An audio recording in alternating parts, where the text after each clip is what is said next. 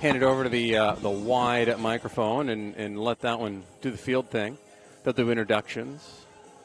Windham is the number 4 seed. They're going to host the number 5 seed Cheverus tonight on the MBR Game of the Week from the Spectrum Healthcare Partners broadcast booth on a Maine Athletic Fundraiser Football Friday. Matt Beltwell, Steve Flynn with you here. Tyler Dean on the camera. Everything seems to be flowing smoothly on the YouTube side of things at this point. Steve, this is eerily similar to a night we had here just about 9 weeks ago. Yeah, we talked about it a little bit on the way up here. I think the difference is we didn't have the heat of the day to build up to this cold night. It's cold, getting a little bit colder, and just thank you to the powers that be for not pushing any wind across this field, because if there was a wind, even a 5 or a 6 mile an hour wind, it'd be tough. But there is no wind whatsoever, not a factor. Field a little bit damp. Some of the local fields, did okay with a lot of the torrential rains that came through here, but there is some dampness on the field.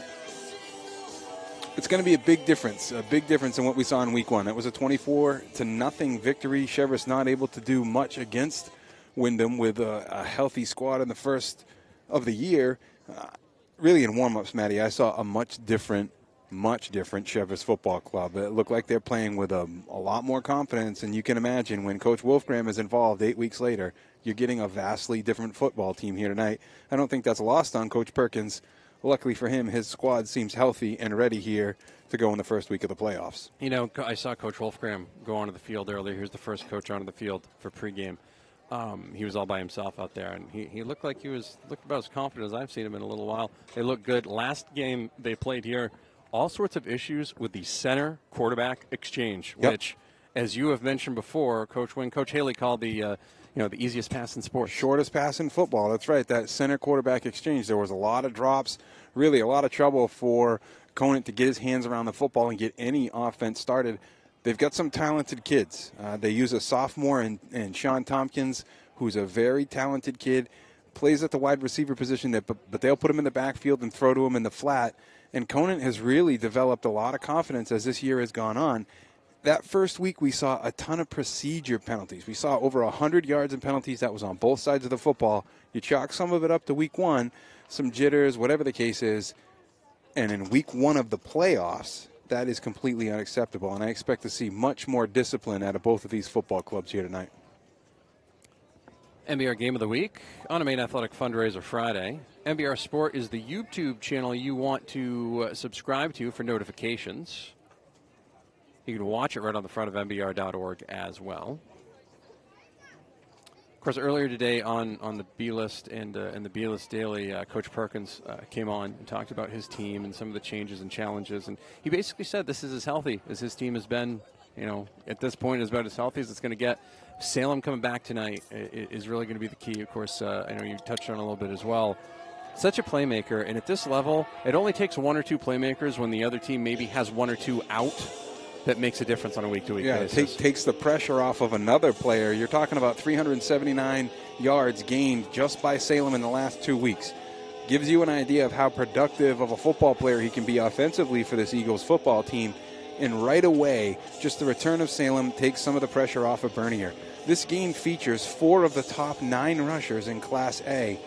Max Coffin is the lone representative for Cheverus. The other 3 are your quarterback, Tanner Bernier, Salem, and then you've got Trevor Valaire, who operates more as a fullback, but still 9th in the conference in rushing. So it's a team that can spread the wealth a little bit, and that makes each of these players more effective. The more that Tanner can hand the ball off to Valaire, or maybe throw it out to Coffin, or give it to Wall, or now he's got another critical weapon in Salem, that frees up a lot of space for him to create. He does. Bernier averages about 9.1 yards per pass and 8 yards per rush. He's very effective in the open field. Having more weapons is going to make him more effective. MBR Game of the Week. Cheverus about to take the field. Windham not far behind. We'll have introductions for you, the national anthem, and more after this commercial break here on the MBR Game of the Week.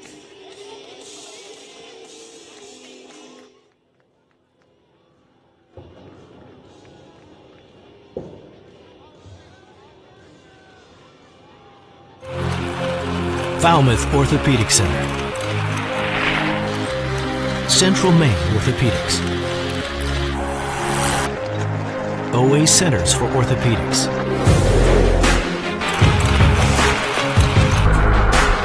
all playing on the same team. Maine's top orthopedic practices have joined forces for more efficient and affordable orthopedic care. Introducing Spectrum Orthopedics. Our goal here at Maine Athletic Fundraising is to raise your program or group the most amount of money possible in the shortest amount of time, hassle-free.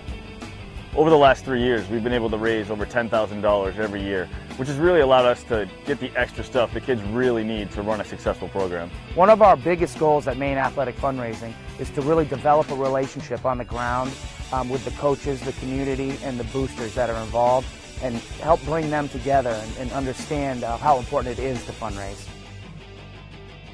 Talking about the Auburn Lewiston YMCA with Brittany Chick-Rennie. Brittany, what's going on over at the Y? We have a lot of exciting things happening at the Y. Our registrations for Youth Swim, that's all open. Everybody can jump on that, sign their kids up for swim lessons, build their water skills. And then we have our basketball registrations open right now until November 1st for grades pre-K through 6. For more information or to sign your child up, go to alymca.org. The Auburn Lewiston YMCA is proud to support local high school athletics.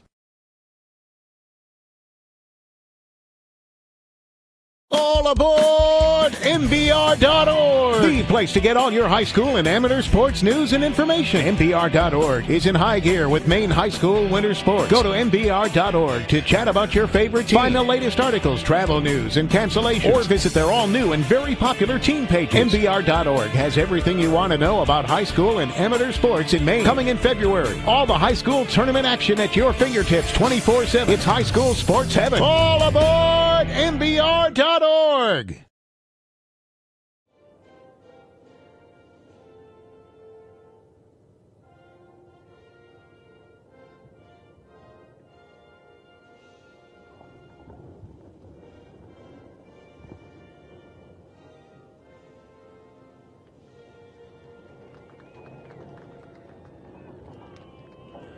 And welcome back to Windham High School. Windham, Cheverus, quarterfinals, Northern 8, week 1, the 5 versus the 4. Cheverus, the 5, Windham, the 4. That's why we're here. Matt Boutwell, Steve Flynn. It's the MBR Game of the Week from the Spectrum Healthcare Partners broadcast booth.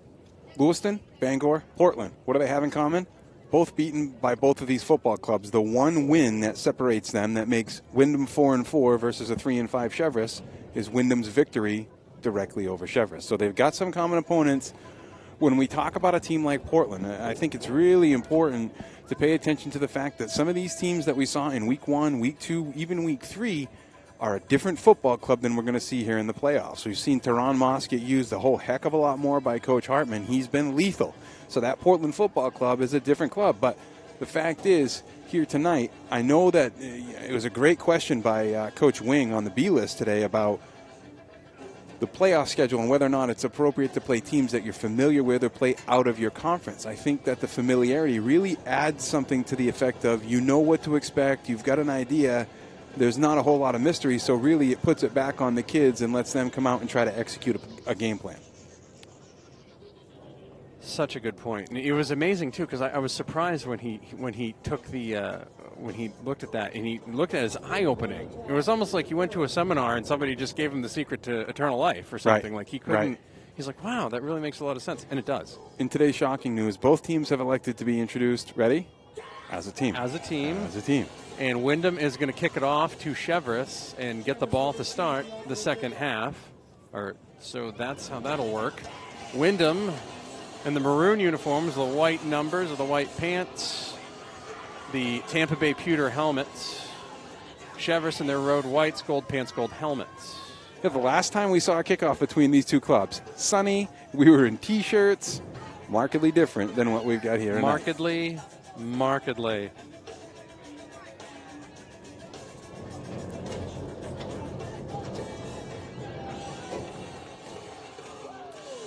Time to get rolling.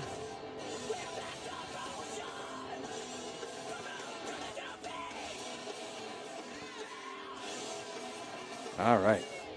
Beautiful night. This is not, you know what, though? It is so, as you mentioned, it's just not as biting wind, so I can handle this the rest of the night. And you can kind of we're outside next to the press box, so you can kind of sneak up next to the press box, and that might shear some of the wind. McClusker is going to kick it away for the Eagles. Very talented kickers. Both of these clubs have guys that can kick field goals. We'll see whether or not that comes into play at any point in this game, but especially late. Kickoff is coming. I want to remind you that our coaches interviews are brought to you by Maine Athletic Fundraising. Maine Athletic Fundraising, no risk, no upfront cost, no minimums. Find out more today at maineaf.com.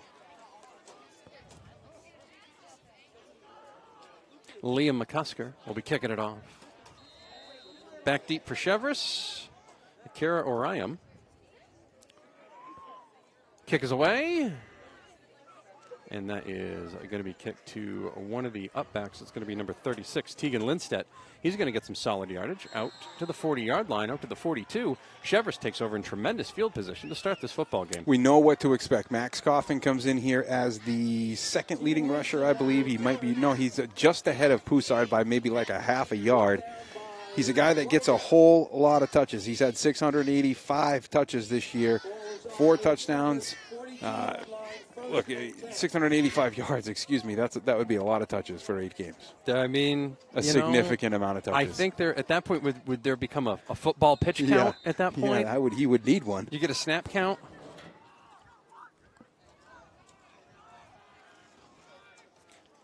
Handoff.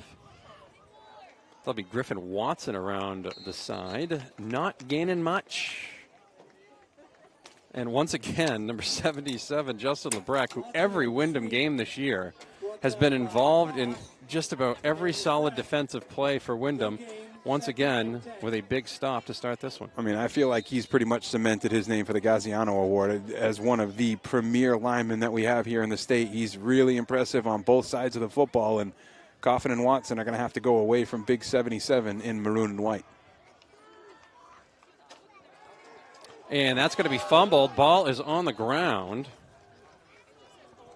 as Conant had issues with fumbling in week 1. That was with the quarterback center exchange there. Lost it going back and cocking the arm back. It's going to be 3rd and long here for the Stags. Had his eyes on Oriam out to the right-hand side and just couldn't deliver the football. Got bumped as he brought it up to his ear. Squirted loose. Lucky to fall back on it, but it creates a long down and distance here. Really on their first play series.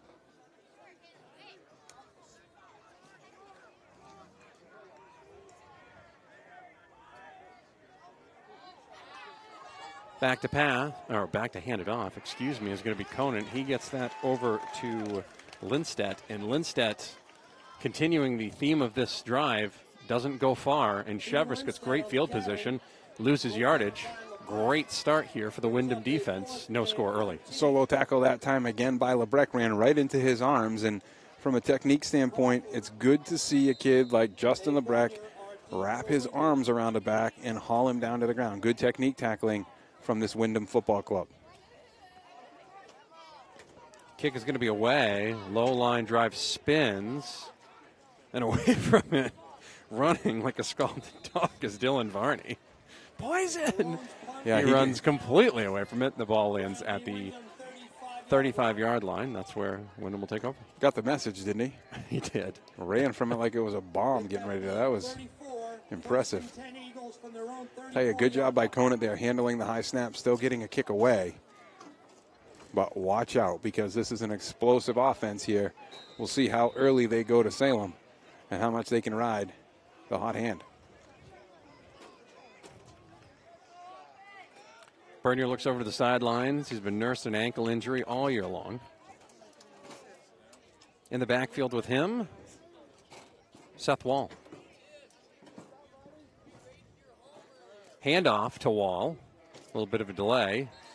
And he's going to wish he had delayed that a little longer as he gets into the line and gets maybe a half yard. They'll be 2nd and long. Interesting look here going with the young Wall, who's really done a nice job filling in for Salem on a couple of different occasions this year for this football club. Bernier, a guy who does as good as any quarterback in the state at managing the football game. Really got a good feel for his team and where they're at on the field and what he's trying to get done. Bernier in the shotgun. Back to pass. Throws. Incomplete. That could have been very, very dangerous. Looked like it was intended for Hunter Coffin, but you also had number 34, Trevor Valliere, in the area and a little bit higher, and that could have been a pick six for Cheverus. Yeah, I think Bernier expected that route to be run just a little bit deeper before Coffin made his in cut. That's where he threw it anyway, and both Bernier and Coffin had a quick discussion back at the huddle to get back on the same page.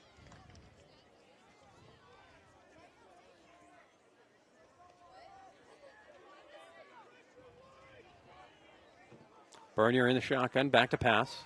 Looking, throws, caught! Tremendous one-handed catch by Nathan Watson out past the 40 to the 45-yard line, and that will be just enough for a Windham first down. Good pressure that time by Cheverus, getting linebacker blitz up the left-hand side. A lot of pressure right in Bernier's face, but a good job by McInnes and Lebrecq up front to hold that rush off. Give Bernier just enough time to deliver a ball over the middle and pick up a new set of downs. 8:50 remaining here in the first quarter, no score. Wall again, this time gains a little bit more yardage. Gain of a long one there instead of a short one, so progress, I guess. Hey, they're second along. Moving forward, right? Some gain, any gain is okay.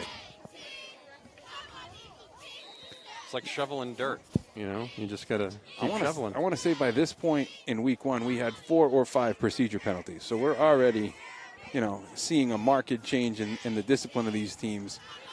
I am not commenting on the penalties about this game specifically. I want to point that out. Okay, thank you.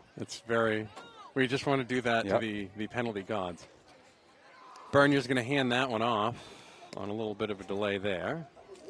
That was Wall again, getting a little more yardage that time, up to the 49-yard line. And that'll make it 3rd and 6 for the Eagles.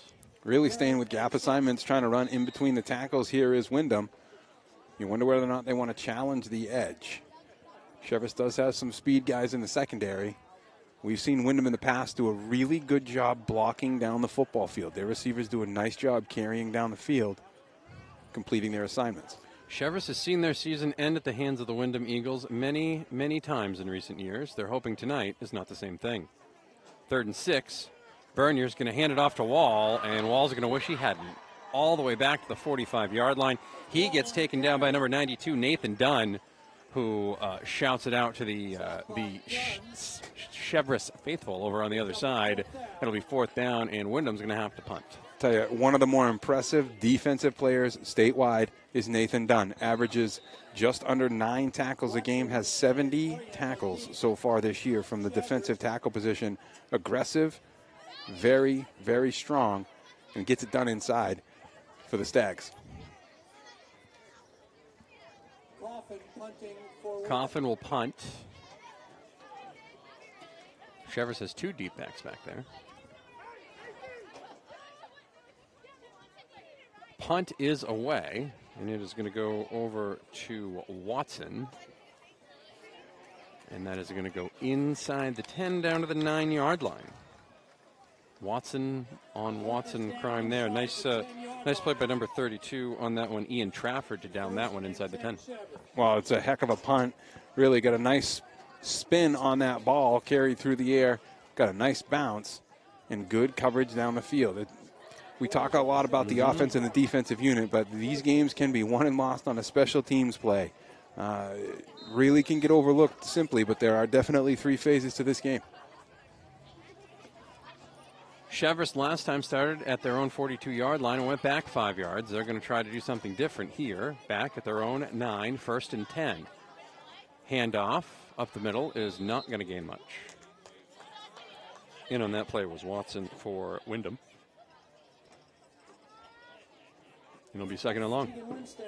Lindstead was unable to gain much yardage. 2nd and 9. Cheverus not afraid to throw the ball in the flat, so they'll try to get the ball out on the edge to some of these skill guys. You'll see really Coffin as well as Tompkins get a hand on it, but they will go to Watson as well. We have Watson and Watson. We have a Griffin and a Nathan Watson. Yes, and I'm sure we won't confuse that at all in any way. Positive. Conant under center, hands it off, and that is going to be Watson. He's going to find yardage out past the 20 and out to the 25-yard line. Griffin Watson runs the sweep, and it'll be first down for Cheverus. Coach Vance seems to find something that he has liked a lot here with Watson off that left-hand side. He's exploiting something because he's continued to go back to it. You would expect him to call Coffin's number, but continuing to go to Watson, figuring that the Eagles are scheming for one of the leading rushers in Class A North.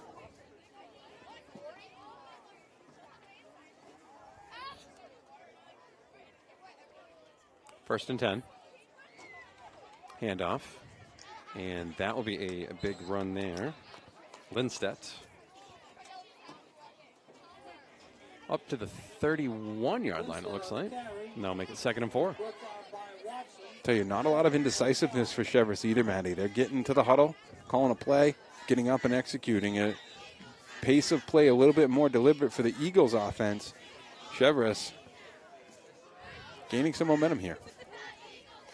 Just a reminder, I want to thank our MBR team page sponsor, Sports Fields in Monmouth, Hometown Veterinary Care in Lawrence, Dixon's Country Market in Lawrence as well. You can be on your team's team page. Go to mbr.org/advertising today for more details.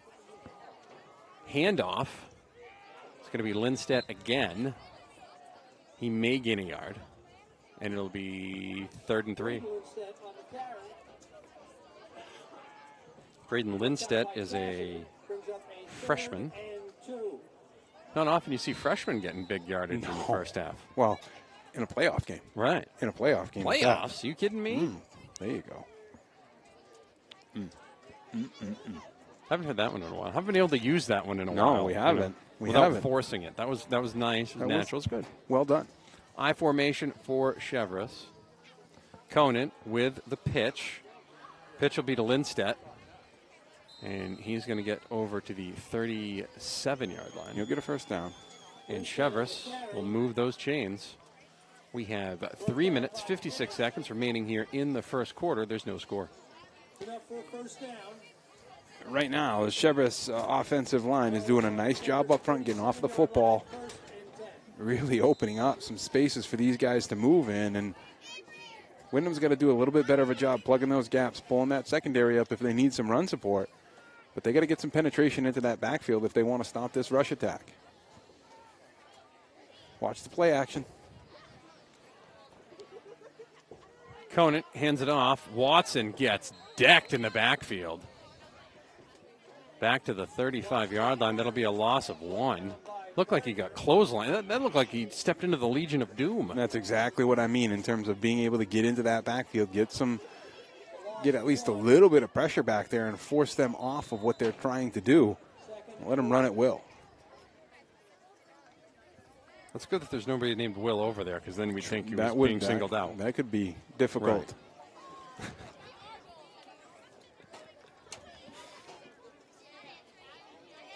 No score. Conant under center. Back to pass for the first time. Looking, that is going to be complete, but not for much. Gain of 2, maybe 3, as Vic Marone had the catch, but didn't get upfield in time to make a lot of yardage. Marone is the second favorite target outside of Tompkins. Very capable out on the edge. Interesting move there to see Cheverus to go to the pass. Not a play action either. They like to pass a lot more out of the play action, just given the fact that they run so much.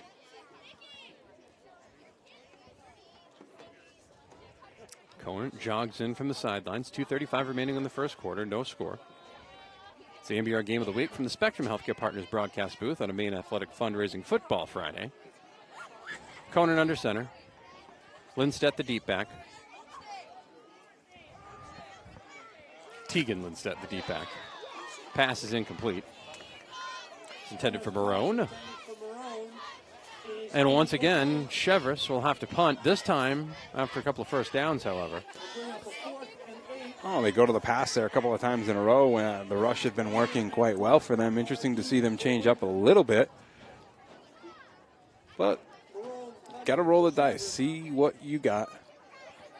I would imagine the next time when Cheverus gets the ball back, we'll see a whole heck of a lot more of Watson and Coffin. For now, Conant will have to kick this one away. No, it is Marone. Marone kicks it away with the left foot and gets a nice little bounce there to the 33-yard line. That's where Windham will take over. With 2:11 remaining in the first quarter, no score between the Eagles and the Stags. Quarterfinal Northern A playoff action.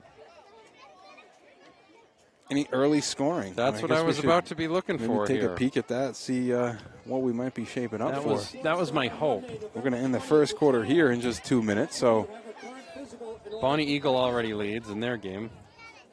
Veselonsky leads early. A lot of volleyball and stuff going on tonight, too.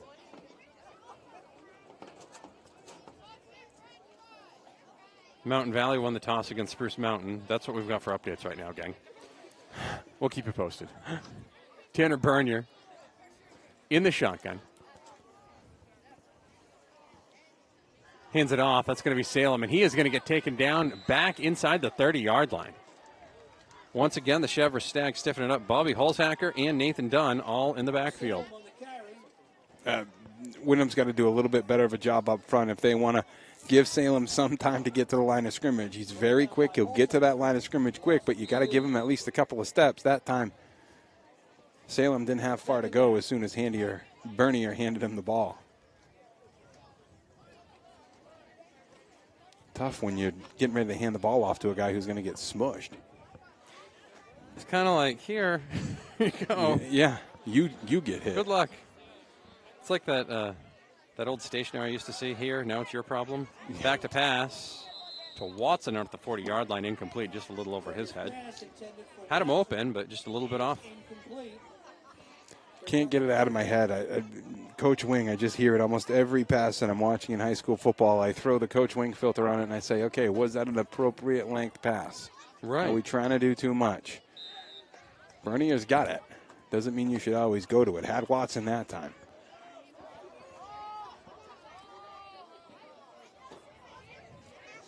Third and 13. Bernier back to pass, looking, throws, has Watson. He catches in the flat, out to the 40, gets it down the sidelines to the 50 and into Cheverus territory down to the 49-yard line. Actually, they'll mark him right out at midfield at the 50-yard line. First down, Windham. Don't see a lot of those 3rd and 13s get completed at this level, Steve. The second down play was a 13-yard pass that he's trying to land the ball in Watson's hands at the first down marker. This time it's a 3-yard pass out to the side, getting the ball to Watson in open space and letting him scurry for the first down. That's the kind of play that you expect to see out of this club. Don't try to do too much. Stick with your strengths. Handoff. Salem. Nothing. Loss of 1. 2nd and 11. It looks like a read pass option the way that Bernier is stepping into that play, and I'm surprised that he's handed the ball off on both occasions that time because Salem's had heat right in his face. Hasn't had very far to go. You wonder if Bernier has the option to pull it back and maybe bust down towards the edge if that's coming at any point. I was just about to mention that. When he pulls that thing back and takes it around the outside, I think that's when you'll see as long as it doesn't get whistled this thing dead. Break out. Yeah, which does happen sometimes. Salem not going to whistle that one dead. He's going to find some running room inside the 40, in and down to the 36-yard line. Cheverus now has to back up and defend it in their own territory with 35 seconds remaining in the first quarter. No score. Valera, a guy that'll get a lot of attention on the defensive side and both carrying and catching the football. That time played a pivotal role blocking, sealing the left edge, and allowing Salem to carry down the football field. I think they'll have a lot more success if they can get Salem outside the tackle box. Bernier with Salem in the backfield. Caleb Cedre out to the near side, left. Handoff, Salem off that left side, little bit of yardage. Up to the 35 to the 34-yard line, gain of 3. 2nd and 7. Probably be the final play of the first quarter. Yeah, no doubt. It will. End of one quarter of play. No score between Cheverus and Windham. We'll be right back from the Spectrum Healthcare Partners broadcast booth on the Maine Athletic Fundraising Football Friday. It's the MBR Game of the Week. Falmouth Orthopedic Center. Central Maine Orthopedics. OA Centers for Orthopedics.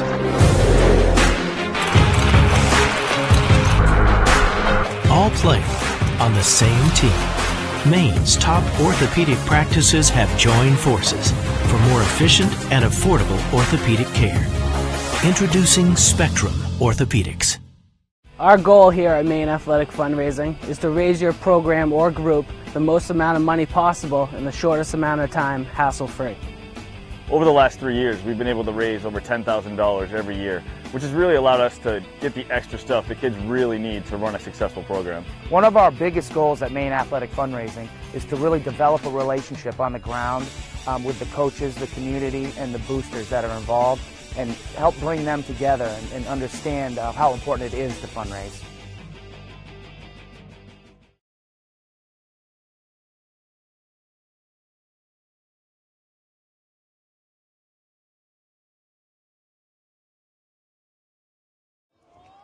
Welcome back. Second quarter action here. MBR Game of the Week from the Spectrum Healthcare Partners broadcast booth. Matt Powell, Steve Flynn, Tyler Farnham on the camera. You can find us online at MBR.org, on all of the MBR social media channels, including MBR Maine and MBR Radio. And you can subscribe on YouTube. Get notified when we go live at MBR Sport. 0-0. Cheverus Windham. Windham with the football, 2nd and 7 at the Cheverus 35-yard line. See if they can keep the momentum going different direction. Bernier, back to pass, looking. That's going to be complete to Coffin. And he's going to get down inside the 35, down to the 31-yard line. That'll make it 3rd and short. That play originally designed for Coffin to come back to the football and allow Valaire to come in and clean out those two guys.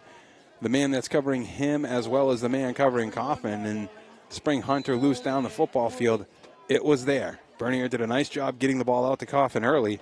We'll see that one again for sure. I like how they keep moving Coffin across the field on the left and the right side. Got to shift people around so people don't get keyed in. Bernier back to pass throws. Got tipped and it's batted away. Cedre wasn't able to hang on to it. Got batted at the line just a hair, just enough to throw it off, and it's going to be 4th and short. It'll be 4th and 4. I think they can run that play again, Matty, and I'll tell you what. Bernier did a nice job looking to his left, almost making it look like he wanted to go to Kaufman. Kept the safety over the top there. That allowed him to go back to the right-hand side and try to deliver the ball out to the edge and wall. 4th and 4. Bernier in the shotgun, Salem next to him. And thought they got Cheverus offside. Thought they got him offside twice. Didn't. Passes over the middle, incomplete. And they're all looking back at the official, wondering why there was no offside penalty. And a couple of officials are going to be talking to each other here real quick, it looks like. And not a very long conversation. It'll be Cheverus football. Well, yeah, interesting. I think even a lot of the players were turned around and fully expecting a flag to show up and to have this reverse. But instead, they're going to turn the ball over on downs and give Cheverus an opportunity here. Cheverus last time some good success on the offensive side using Watson in the rush game. Tried to go to a couple of passes and had to turn the ball back over to Windham. We'll see whether or not they stick mainly with the rush. It has been successful to this point. 1st and 10 for Cheverus. 11-10 remaining in the first half, no score. These two teams no strangers to low-scoring games. Tegan Lindstedt, the junior, doesn't gain much. Gains a couple, 2nd and 8. Out to the 33-yard line. Brought down by McGinnis. 2nd and 8. Crowd's starting to fill in here at Windham High School. Yeah. Kind of a later arriving crowd. Yeah, I think people said they didn't want to come here and get cold early, though. There was a lot of local trick-or-treats tonight as well with kids. That would be it. And I'm sure plenty of people staying home watching right on MBR.org. Yeah, I believe so. There's no doubt. I would not be shocked by that. I wouldn't be. Seems like a good place to be. Where will we be next week? Don't know. Conant back to pass. Who'll be playing? We don't know. Pass incomplete for Orium. Or Orium, excuse me. Conant's pass intended for Orium. It's a nice look. Just didn't have enough air under it for Orium to run underneath it. Good pace on that throw that time. Conan setting back on his rear leg and really getting a good base to throw under. Put a ball out there Brings up a 3rd down. for him to go get just a little bit too far.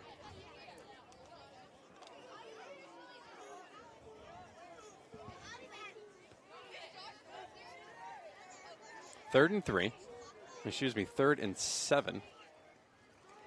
Handoff is going to be to the youngster, Graydon Lindstedt. He's going to get up past the 35, out to the 38-yard line. And that'll make it 4th and 2, and looks like Cheverus will have to punt again, and neither team able to get a sustained drive going here in the first half. Boy, here's a interesting down and distance here. It's a nice time for a fake. Not something you see out of a whole lot of John Wolfgram teams. But if you're going to do it, now would be a good chance. If they snap to the up back, or it goes to the kicker. No, it will be kicked away by Marone, and it will bounce out at the 33-yard line of the Windham Eagles.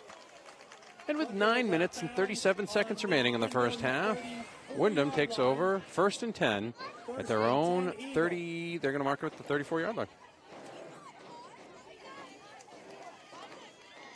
You wonder if Bernier's going to break out that outside run on this drive, Steve. Well, hey, look, what a good credit to the Windham defense here. You know that Bernier had something going offensively, not able to convert on that 4th down. Defensive unit did a nice job turning the ball back over, and you got to imagine Bernier's itching to get in the end zone. Back to pass, throwing, complete, and Cedric can't hang on. Throwing a little bit behind him at the 41-yard line, but you got to be able to catch that. Incomplete, 2nd and 10. Now, I don't know if there's a program in the state that's expected more or had, I wouldn't say expected necessarily. I think Coach Perkins is very happy with Cedric's play as a freshman. He was called on early to play in the secondary, and he on the offensive side. He's a young kid. We're going to see a lot of him. It's nice to see them go to him and have the confidence to go to him in the playoffs. Bernier looks over to the sidelines. Salem in the backfield with him. Handoff, Salem up the middle, finds some yardage, breaks a couple of tackles, up past the 40, out to the 45, into the 46-yard line. 1st down for the Eagles. One of the things I've noticed with Salem in the few times we've seen him rush is people think that they have him tackled and brought to the ground, they let up, and he keeps on going. So he springs forward. He's very, very tough to bring down. Usually takes 2 or 3 guys and all kinds of effort. Ball is on the Windham 46-yard line, 1st and 10 Eagles. 1st and 10 for the Eagles. I formation. Trevalier will be the up back. Handoff, Salem follows his blockers for a little bit and gets up to the 40, and then there's going to be a very late flag. And I believe that is going to be on Lebrecht. Usually the offensive lineman throws his hands out. Yeah, we're getting a personal foul on Lebrecht, and he is being ejected from the game.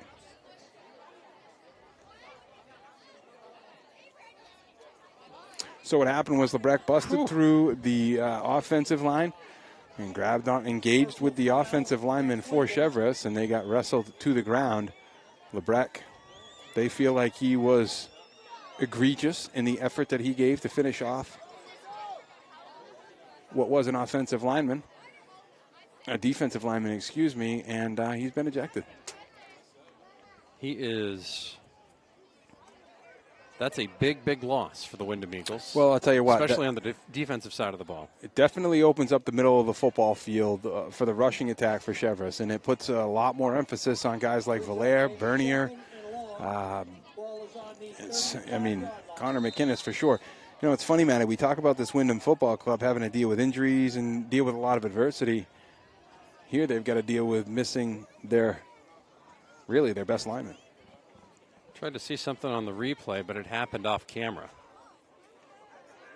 So 2nd and forever for Windham, and a drive that was starting looked like it was gaining some promise. Gets snuffed out inside the 35. And you have Justin Lebrecht out of the ballgame. It was way behind the play. It was a defensive lineman that had come through for Cheverus and just kind of kept pushing and pushing and pushing Lebrecht, and as he spun and brought him to the ground, he landed on top of him, had his hand still on him. Happened right in front of the official. He did not hesitate.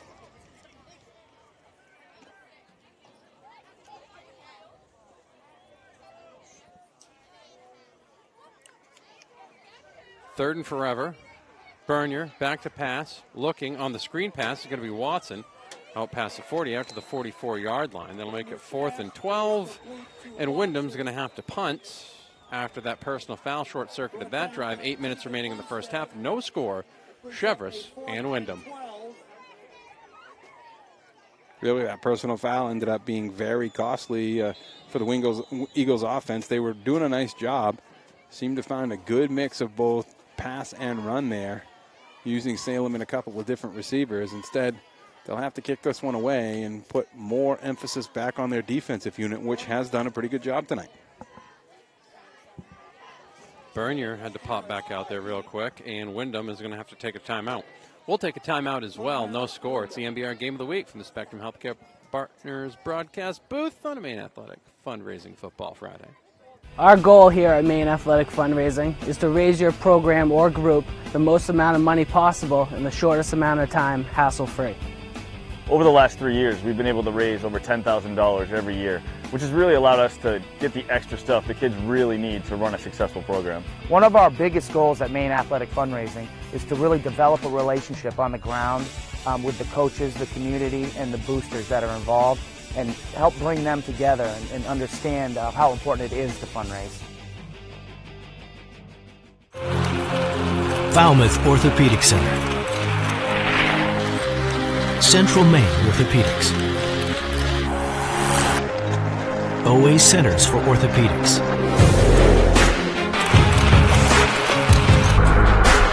all play on the same team. Maine's top orthopedic practices have joined forces for more efficient and affordable orthopedic care. Introducing Spectrum Orthopedics. Welcome back. An insanely long time out there. Yeah. That seemed like just a oddly long time out. Nobody had a watch on that one. I don't think anyone was on. No, 7:28 remaining in the first half, no score. Coffin back to punt. Orion back to receive if he can get it. Instead, it's going to be a fair catch by Conant inside the 20, actually right at the 20. And that is where the Cheverus Stags will take over. No score here in the second quarter.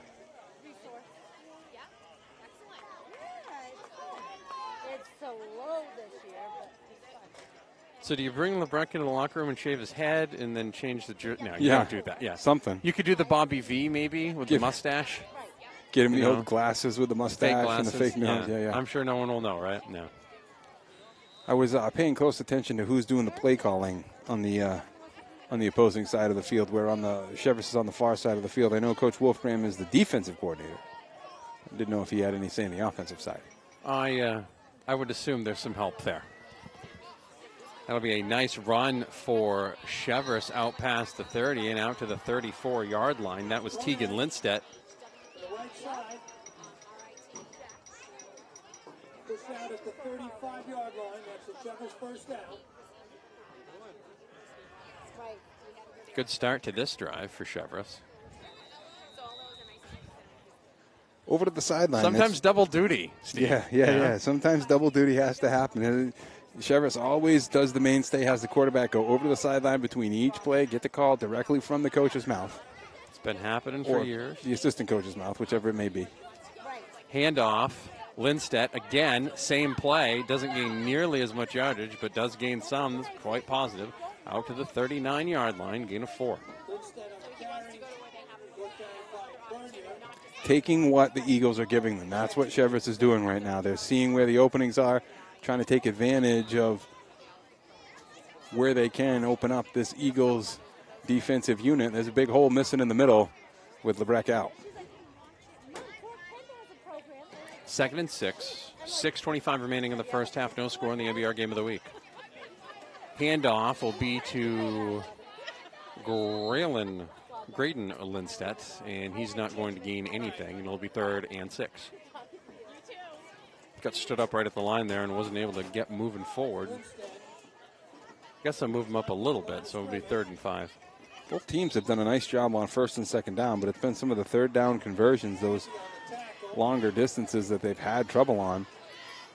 And here you've got a 3rd and 5 for Cheverus. It looks more like 3rd and 6 on the field.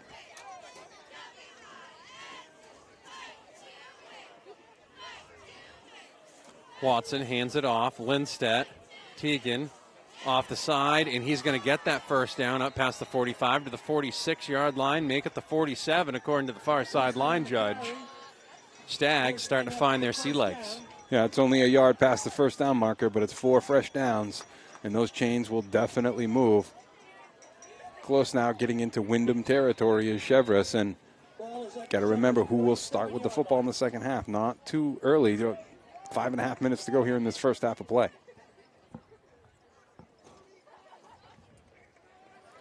First and 10 for Cheverus, their own 47-yard line. Conan under center. Offset I formation. Lindstedt's going to be the deep back. And that's going to be your first mistake of the game as done. I really like how the late line judge just threw the late flag. Like, yeah. Whoop, yeah, let me just toss that in there. As a matter of procedure. Yeah, that'll move back 5 yards, first and 15. First one of this ball game. Definitely a little different than week 1 when we were here. Man, credit to these two football clubs for going almost 19 minutes. 17 seconds shy of 19 minutes penalty-free after what we saw in week 1. Big, big improvement.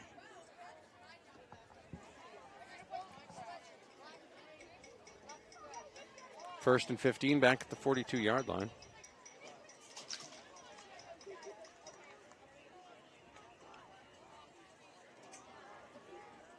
Conan under center, I formation. They're going to send a man in motion from left to the right.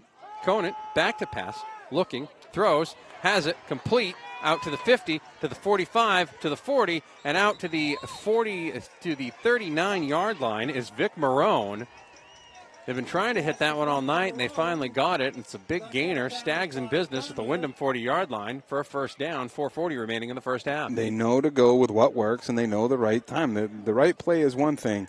The timing of that play is entirely different. And that's the right play call at the right time. And really a nice job of execution by both Conant and Marone. Keep wanting to say like Doug Marone. Yeah. But not. Not Ray Barone. Entirely different. Completely. Oh. And you're going to have another issue with fumbling. And that'll be more yardage lost there as Conant has to track it back down. So once again, 2 steps forward, 3 steps back as another positive play gets snuffed out. Not by penalty this time by a loss on the fumble, 2nd and 16. Seemed like he tried to reach back with his left-hand side to hand the ball off, squirt it out. Watson not able to get a hand on it. Conant responsible for falling back down on it. Saved from turning the football over to the Eagles. Doesn't create the best of the circumstances here for the Stags.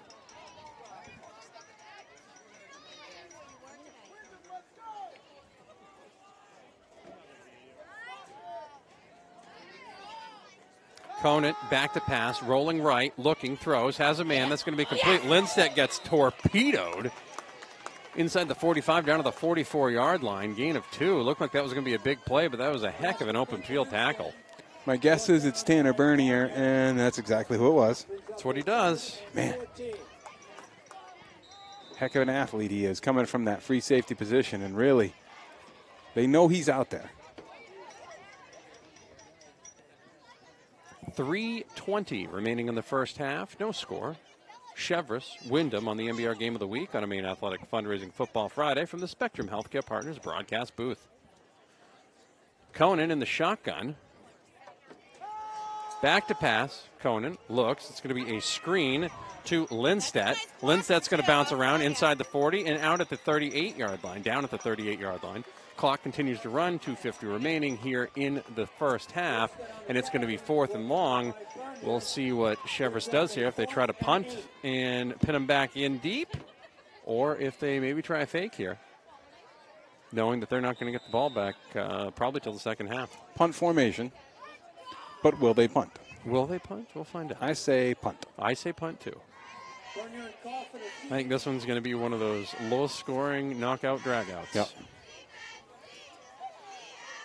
Snap is away. Punt is away. Bernier lets it go. It's going to bounce and die at the 3-yard line. 2:15 remaining in the first half, and that's exactly what you want if you're a Cheverus Stags fan. When you make that punt and you make that decision to punt, you have to convert it, and they do inside the 5-yard line. Going to be 97 yards for pay dirt for Windham, so 2:15 remaining in the first half. I'm a little upset with myself because we should have seen that coming. As a golfer, you would know a nice, soft, wet green will hold the ball on the green. That's just what happened.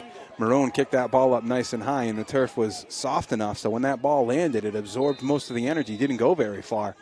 Pinned Windham deep. Boy, Tanner Bernier on that last play on the defensive series really has been coming to play, especially since LeBrec's been ejected. Pitch, Salem in the end zone, cuts back, dangerous cutback, and he's not going to gain much, if any. Gets a clock running with 2 minutes remaining. That was a dangerous play. Tell you got to be careful, backed up that far with your butts pretty much hanging in the end zone. Got to take care of the football. Make sure you get off the ball up front if you're the offensive line. No holding in the end zone either. Get some space. There is zero margin for error when your backs are against the wall. Well, and you got to be careful because Cheverus is a team that prides itself on taking advantage of those small errors, and they're using it to their advantage right here. A little extra pressure, I would imagine. Second and 11. Bernier's going to keep it himself, bounce it to the outside, and he's going to try to cut it back at the 5, and think he'll be stopped at about the 6-yard line. Give them a little bit of breathing room. Also keep the clock running with 1:20 remaining in the first half, and now Cheverus will take a timeout. We'll take a timeout as well. It's the MBR Game of the Week from the Spectrum Healthcare Partners broadcast booth on a Maine Athletic Fundraising Football Friday. Talking about the Auburn Lewiston YMCA with Brittany Chick-Rennie. Brittany, what's going on over at the Y? We have a lot of exciting things happening at the Y. Our registrations for youth swim, that's all open. Everybody can jump on that, sign their kids up for swim lessons, build their water skills. And then we have our basketball registrations open right now until November 1st for grades pre-K through 6. For more information or to sign your child up, go to alymca.org. The Auburn Lewiston YMCA is proud to support local high school athletics. Welcome back. Minute 17 remaining in the first half. No score between Cheverus and Windham. It's the MBR Game of the Week. From the Spectrum Healthcare Partners broadcast booth on a Maine Athletic Fundraising Football Friday. 3rd and 5, 3rd and 6 for Windham. It looks like 5 to me. I'll agree with you. How We'll about call that? it a long 5. Yeah. I'll settle. It's fine. I believe each team still has 2 timeouts left as well. Correct. I wasn't sure if the timeout tracker was in full effect or It not. hasn't been, but we will put it in effect. Okay, all right. Bernier in shotgun, hands it off. Salem, he's going to rush up the middle, and he's going to get the first down up past the 10 into the 13-yard line. Huge play. Stops the clock with 1:11 remaining in the first half, and if that's all that happens on this drive, it was a successful end of the first half for Windham because they managed to not give the ball back to Cheverus, depending on what happens here for the rest of the half. Just when you thought, boy, Cheverus is on to something, calling that timeout, really working to get the ball back, Windham able to pick up a first down here, and now with a little bit of extra life, wants to try to put some points on the board here inside a minute. Remember, clock stops so they go out of bounds on an incomplete pass or anything else, and that's going to be a false start on Windham. Once again, starting to evolve a little bit. Now when they make a positive play, there's a little mini negative play right after that. Yeah, I mean, it's a classic shoot yourself in the foot type of a deal where if you cannot give the Cheverus football team more chances. You got to use your home field advantage here. Do everything that you can. Play to every advantage of you that you can. Those kind of mistakes are just unacceptable, especially this deep in your own territory. Looks like they're going to play it fairly conservative here. Yeah. Under 40 seconds remaining. I wouldn't be surprised to see Bernier run it or Salem run it here. In fact, I'd be shocked if neither one of them did. Salem runs it up the middle. Short gain. And that is going to be the final play of the first half. Defenses, name of the game here in the first half. Offensive weren't able to get untracked. A couple of teams very familiar with each other, and not a lot of things going right for either squad right now offensively. Each squad has had some chances offensively, but have not been able to take advantage of anything and have kind of licked the gift horse in the mouth, giving some things back. No score. We'll go to the half. We'll be right back here on the Game of the Week. Falmouth Orthopedic Center. Central Maine Orthopedics. OA Centers for Orthopedics.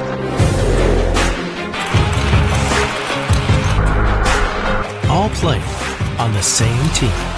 Maine's top orthopedic practices have joined forces for more efficient and affordable orthopedic care.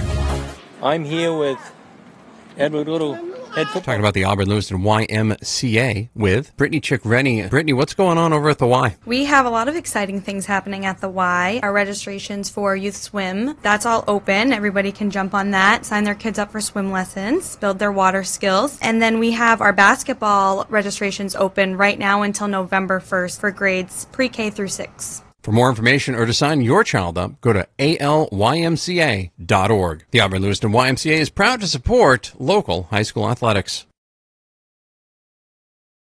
Our goal here at Maine Athletic Fundraising is to raise your program or group the most amount of money possible in the shortest amount of time, hassle-free.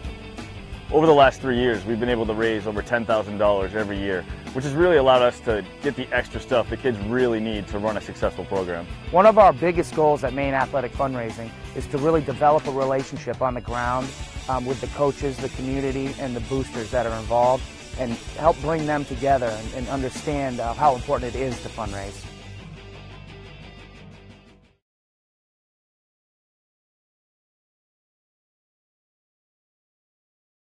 All aboard MBR.org, the place to get all your high school and amateur sports news and information. MBR.org is in high gear with Maine high school winter sports. Go to MBR.org to chat about your favorite team. Find the latest articles, travel news, and cancellations. Or visit their all-new and very popular team pages. MBR.org has everything you want to know about high school and amateur sports in Maine. Coming in February, all the high school tournament action at your fingertips 24/7. It's high school sports heaven. All aboard MBR.org. I'm here with Edward Little.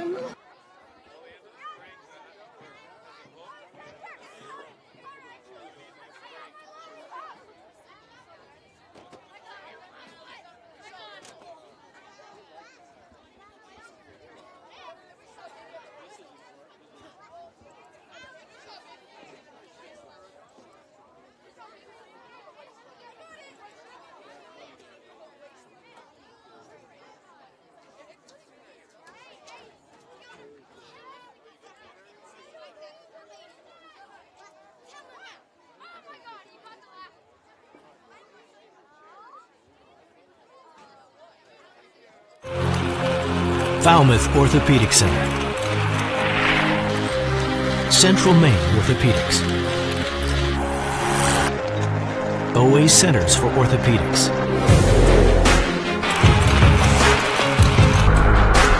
All playing on the same team. Maine's top orthopedic practices have joined forces for more efficient and affordable orthopedic care. Introducing Spectrum Orthopedics. Now joined by the head football coach of the Windham Eagles. His name is Matt Perkins. He has a rematch in a very similar temperature to what he had in week one against the Cheverus Stags this weekend. Welcome back, Coach Perkins. How you doing? I'm well. Nice to talk to you. How's things with you? Oh, pretty good. Pretty good, I'd say. Coach Wing joins us here as well. He's fired up, ready to go and ask questions. So, hi, Coach. Let's talk a little bit about the squad. What do you heel points everything last week? You went from having a bye week not to having a bye week. How your team health wise has been an issue all year long. Health wise, is this about as good as you're going to get at this point? Yeah, I mean we get Stuart Solomon back. We haven't had him since week 3 against Lewiston. I think you guys were calling that game. Yep. He got hurt. So tonight's his first time back. He had 379 yards in 2.5 games. So to get him back is a real spark. The kid can score from anywhere, and he's just been dying to get back with us. So we're excited to have him. Talking with Matt Perkins from Windham. What's changed for your squad since week one in terms of terms of, I guess, reps and everything, what do you think has changed from Cheverus as well, I guess? Because it seems like it was just yesterday, but it really was a long time ago. Yeah, I've never been around a season that's really been tale of two stories for us. We had to let, 3 guys that were with us week 1 aren't with us now, and I don't want to get into that, but we're a different team. We've had to have guys that maybe weren't ready for varsity halfway through the year have to play because of guys being gone and so on, and injuries. And now it's kind of like the past few weeks we've seen them start to grow up, really start in EL, where we had JV guys start to look like they could start to play at a varsity level. So that's a big change for us. I feel like we're really kind of catching stride a little bit now with some guys. As far as Cheverus goes, I mean, they get off the ball as quick as anyone. Very physical up front. They have a couple real special linemen on both sides. The Coffin kid, is a really good running back. I think their quarterback, for what they do, he does a really good job with the quick pass game and the play action. So I think they're kind of similar who they were at the beginning of the year, but I think it's who their guys are a little more as opposed to week 1. Coach, all the teams in Class A North have played each other, so you know each other fairly well. Coming into the playoffs, would you rather play one of those teams that you've already played, or would you rather have it be somebody that, like in some of the other sports, the teams compete in one division and then they play their playoffs in a different region? Would you rather play somebody that you don't know?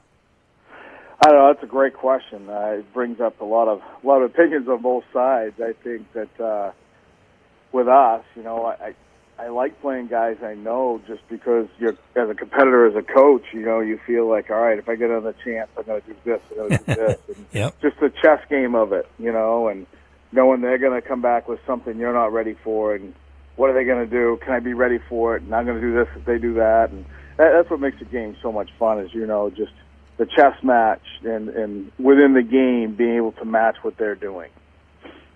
Talking with Matt Parkins. He's the head football coach of the Windham Eagles. Field in good shape? 3 days worth of rain, I always like to ask these questions. Field's in great shape, but always is. All right, okay. That's what I say.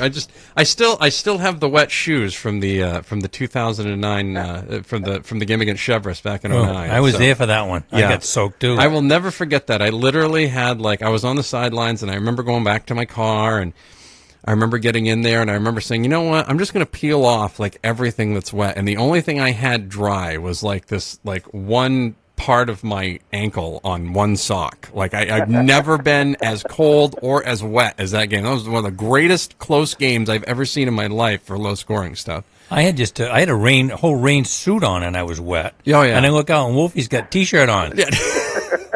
and his staff, Perk's staff, is all shorts. Shorts. See, Perk's staff is what causes me to wear shorts all the time because I'm like, oh God, if they're going to do it, I should do it too. And right. That's how it works. I expect you in shorts tonight. Yeah, I will. I will be in shorts tonight.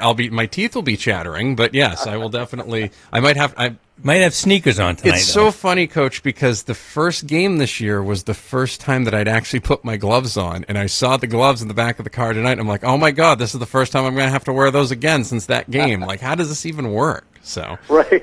It's amazing. We're going to be up there with space heaters outside. It'll be fun. What's going on? Is it on fire? No, they're just trying to stay warm up there. Matt Perkins, let's talk a little bit about Cheverus. Just some things maybe you've seen from them. I assume you've probably looked at film over the last few weeks. They've really changed their team over the last few weeks and changed some things. May or may not have Max Coffin, which I think is a big thing for them. Yeah, he's a special player, but it's been interesting.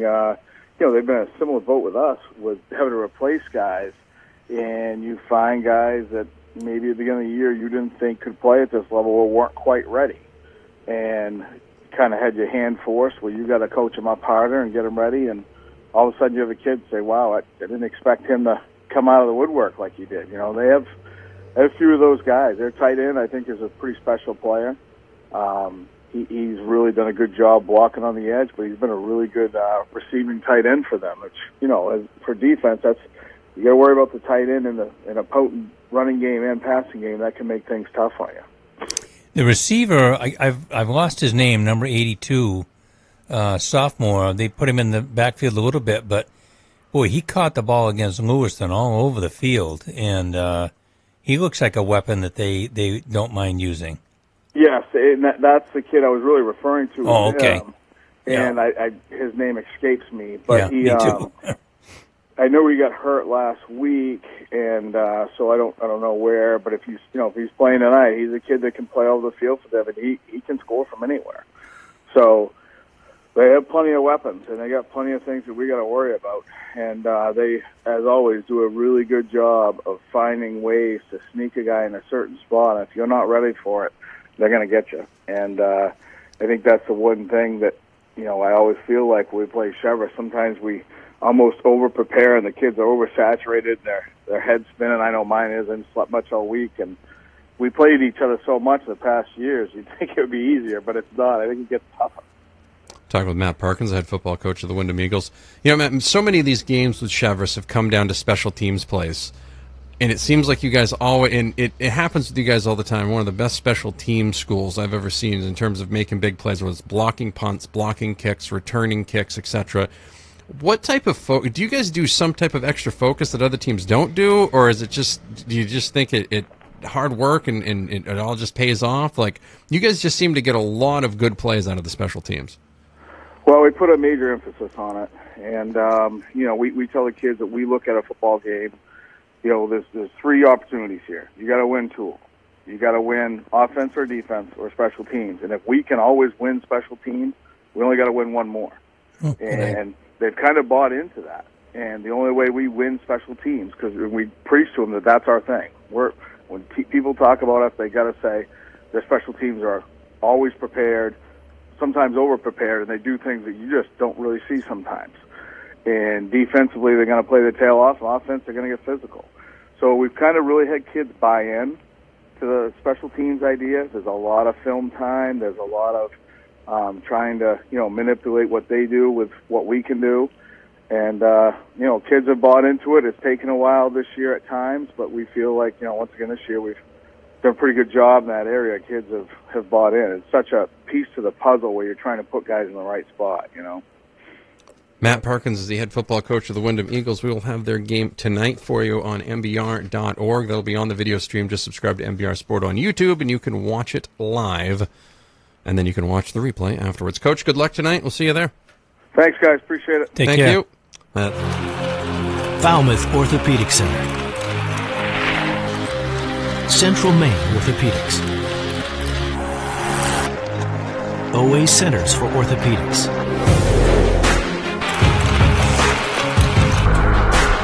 All play on the same team. Maine's top orthopedic practices have joined forces for more efficient and affordable orthopedic care. Introducing Spectrum Orthopedics. Our goal here at Maine Athletic Fundraising is to raise your program or group the most amount of money possible in the shortest amount of time, hassle-free. Over the last 3 years, we've been able to raise over $10,000 every year, which has really allowed us to get the extra stuff the kids really need to run a successful program. One of our biggest goals at Maine Athletic Fundraising is to really develop a relationship on the ground with the coaches, the community, and the boosters that are involved, and help bring them together and understand how important it is to fundraise. Talking about the Auburn Lewiston YMCA with Brittany Chick-Rennie. Brittany, what's going on over at the Y? We have a lot of exciting things happening at the Y. Our registrations for youth swim, that's all open. Everybody can jump on that, sign their kids up for swim lessons, build their water skills. And then we have our basketball registrations open right now until November 1st for grades pre-K through 6. For more information or to sign your child up, go to alymca.org. The Auburn Lewiston YMCA is proud to support local high school athletics. All aboard MBR.org, the place to get all your high school and amateur sports news and information. MBR.org is in high gear with Maine high school winter sports. Go to MBR.org to chat about your favorite team. Find the latest articles, travel news, and cancellations. Or visit their all-new and very popular team pages. MBR.org has everything you want to know about high school and amateur sports in Maine. Coming in February, all the high school tournament action at your fingertips 24/7. It's high school sports heaven. All aboard MBR.org. Welcome back to halftime here at Windham High School. Cheverus, Windham, no score here at the half from the Spectrum Healthcare Partners broadcast booth. It's the MBR game of the week. Want to give the old team page sponsor roles here. Sports Fields in Monmouth, Hometown Veterinary Care for Lawrence, Dixon's Country Market for Lawrence, Magic Falls Rafting for Waterville, Asian Cafe for Winslow, Paul & Sons Garage for Lawrence. You can get on your team's team page, and MBR might come to your town. Visit mbr.org/advertising for more details. Also, make sure you subscribe to our YouTube channel, MBR Sport. Get notified whenever we go live or upload new videos. We finally got to hear the Coach Perkins interview on the during the half there, and because with no score, the pregame interview still stands. Really, see, it's still appropriate. It's still appropriate. Still works. Applies directly. Correct. Cheverus definitely looks a lot more confident tonight than they have been, but both squads going to be very interested to see what second half adjustments these two teams make. Seeing what they saw in the first half here.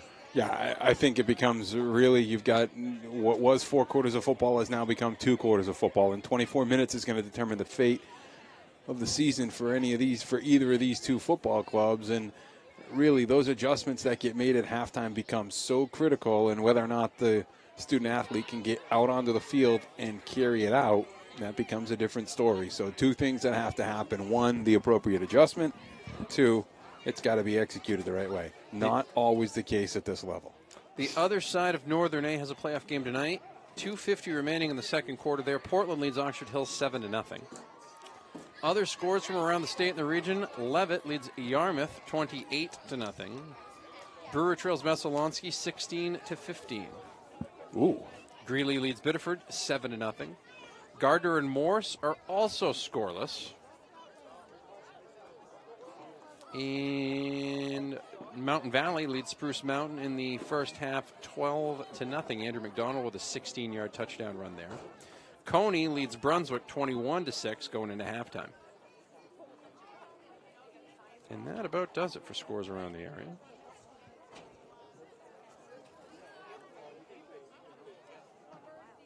Beautiful night for football. Crowd continues to fill in here even throughout the game. Cheverus Windham have had a lot of good games here in the past. Of course, the 2009 Eastern A final at the time. Or excuse me, the Southern Maine final at the time. Thank you. Yes. Thank you. I had to get in the right, correct spot of where things were. It's really amazing to think about how much has changed in the 10 years that we've been covering high school football. Wow. Okay. Thanks for that reminder. Just wanted to give you that quick thank you on that reminder. I really appreciate that. So, yeah, a lot of these kids were, 6, 7, and 8 when we first started doing games. Does that help? Super. That makes me feel great. That makes me feel unbelievable. Wow. And now the kids, the kids that I was covering back then, like, the Jackson Taylors, they're all like, Adults. Adulting. Out in the real world, adulting. Producing adults. Ridiculousness. Yeah. Well, and that says something about Maine high school football. It produces good adults. It does. Running out here towards the end of the first half, or towards the end of halftime, teams ready to go. Windham will get the ball to start the third quarter. No score. I don't think the temperature is changing a whole lot. No. But it's getting colder. So if you can understand that on some level, the temperature's not changing. I think we're just a lot of that rain, when that rain lands and that moisture is all around us, it can hold in the cold a little bit better. So we feel it. We do. We feel it in our bones. Misty. Yeah. And Coffin are deep for Windham. Confident Bernier back deep. It's like Lindstedt will be kicking. No, excuse me, that'll be... these teams are ready. Lindstedt will be kicking. The alarm is going off to end the halftime celebration, and we're already in formation. These guys want to get ready and go. Well, then the officials aren't making them wait another 3 minutes to do any more stretching, which is nice. Kick is away, and it'll be fielded at the 15 by Coffin down the sidelines, up to the 30, to the 35, to the 40. He cuts it back, stays on his feet, up past the 45 to the 47-yard line. Windham in business, no flags, first down, 11:51 remaining in the second half. Biggest special teams play quarter, excuse me. In the third quarter, yeah. The biggest special teams play that we've been able to see so far this game. Really a nice job by Kaufman. He's a guy that is the leading kick returner in this game between the two football clubs. Does a nice job at the receiver position that time, collecting the kickoff and giving the Eagles great field position here to start the second half of football. Bernier in the shotgun. Salem will be the back next to him. Cedre near side left. Valier in the slot. 1st and 10. Salem gets the football and is going to lose about 2 yards there. 2nd and 12. Another tough first down run there for Windham. Looks like a repeat of what we saw early in the first quarter for the Eagles club.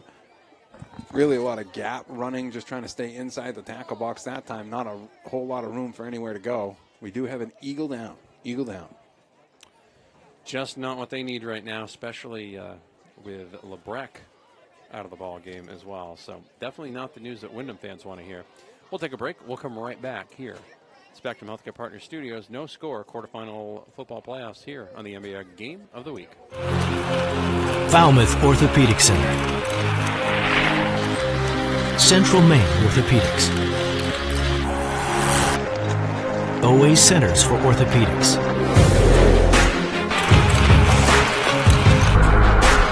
All play on the same team. Maine's top orthopedic practices have joined forces for more efficient and affordable orthopedic care. Introducing Spectrum Orthopedics. Our goal here at Maine Athletic Fundraising is to raise your program or group the most amount of money possible in the shortest amount of time, hassle-free. Over the last 3 years, we've been able to raise over $10,000 every year, which has really allowed us to get the extra stuff the kids really need to run a successful program. One of our biggest goals at Maine Athletic Fundraising is to really develop a relationship on the ground with the coaches, the community, and the boosters that are involved, and help bring them together and understand how important it is to fundraise.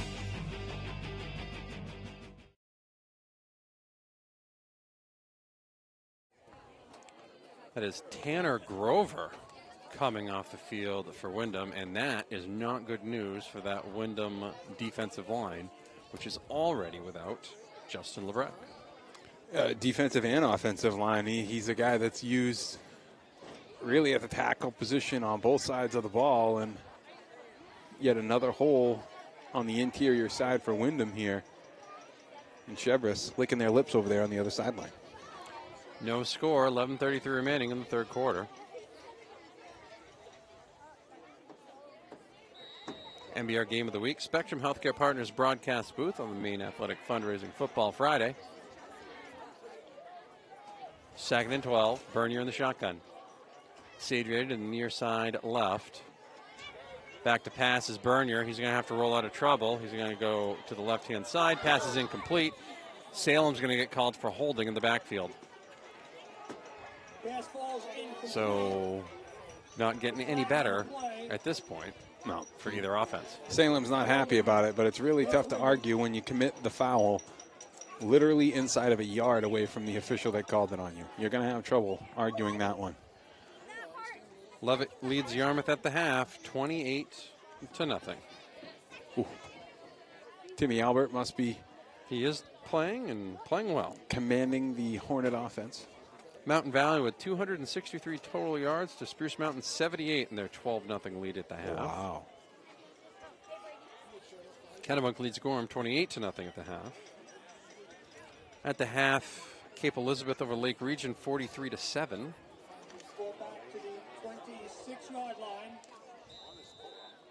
And Portland and Oxford Hills at the half, still 7-0. Portland over Oxford Hills. 3rd and a mile. Bernier back to pass. Looking, has a man, complete. Caught by Coffin up at the 45-yard line, but it was underthrown. He wasn't able to hold his footing. That'll make it 3rd and 12. Excuse me, that'll make it. No, it will make it 3rd and 12. Because the penalty gave them another down. That's right. Nice job by Coffin that time, finding the seam in the middle of the football field, going where there was no coverage. Bernier saw it. Nice job by them to find the opening in the defense. A little bit of what Cheverus is doing, taking what they give him.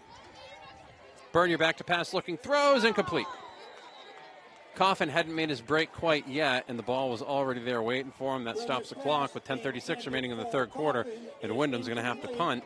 4th and 12. More good field position not utilized by either one of these offenses so far. Looked like Coffin might have slipped a little bit, tried to plant that right foot and get to the sideline, but turf did not hold up.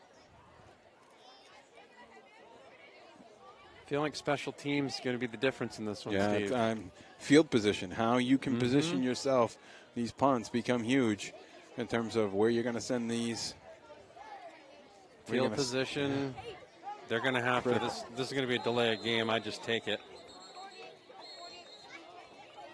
Might as well just take it instead of blowing the timeout. Yeah. So delay a game. So we talk about special teams, and then you have a delay of game as there's a little confusion on who's supposed to be doing what here for Windham. Negates that big pass from Bernier to Coffin, too. It certainly does. Coffin back inside the 30. Low snap, and he's not going to be able to handle it, and he is going to go down inside the 25, down to the 23-yard line. Big play there by who else but Tegan Lindstedt, who's been in the middle of everything tonight for Cheverus. And it's going to be 1st and 10 for Cheverus in excellent field position. You got your Karnak hat on over there. Didn't you just say something about special teams playing a pivotal role in the outcome of this game? I think we might have just seen the pivotal play of this game right now. And we talked in a little bit in pregame about the effectiveness of the field goal kickers for either team. Both teams have one, and this is well within field goal range. That means that the Stags are within striking distance. And there are enough officials on the field to be able to see it. True. In case anything happens. Handoff, Lindstedt gets stood up at the line. He's going to gain about 1, maybe 2, 2nd and 8.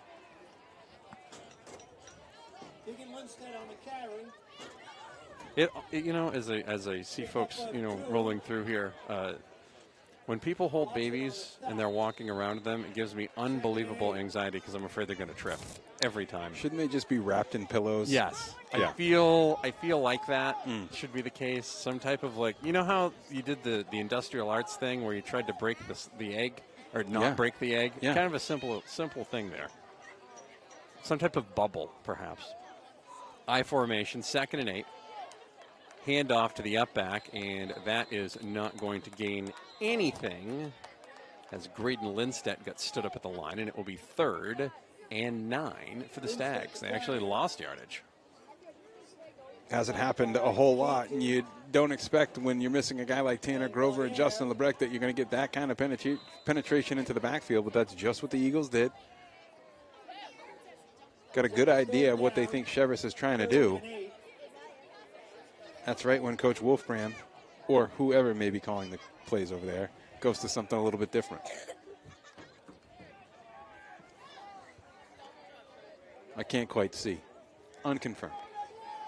Conant under center, sends a man in motion. Conant back to pass, looking incomplete, almost intercepted. Orion could not get to it. Almost went into the hands of McCusker, who was back there as well. Oh, excuse me, that's number 15, Harrison Boyle, by the looks of things. Correct. Looks like he's out playing corner. He's listed there as a linebacker.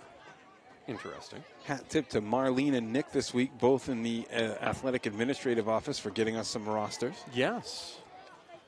Nice to know who we're talking about. Yes. And we even confirmed it, just to make sure there were no late changes. Yeah. There weren't.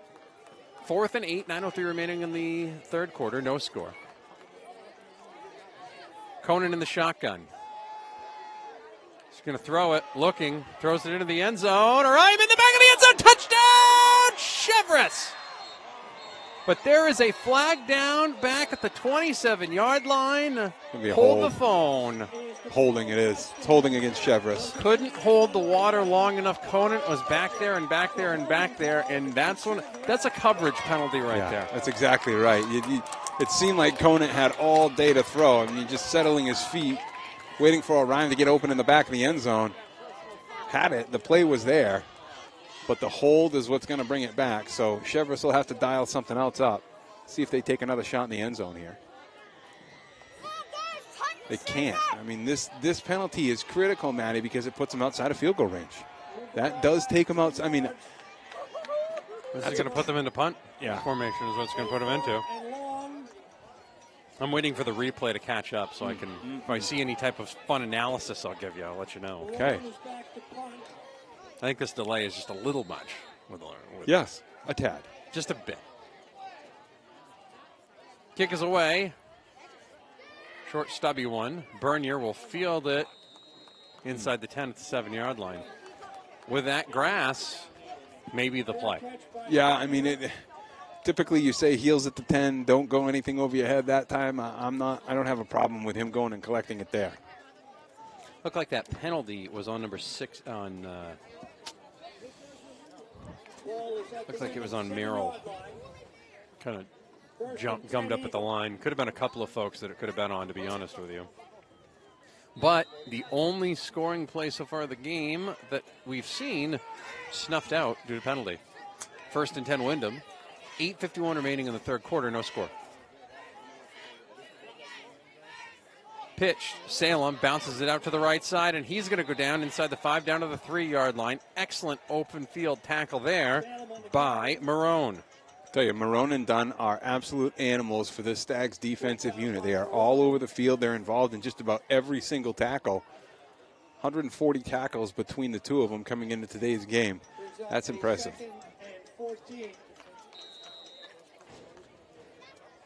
Actually, 140 and a half.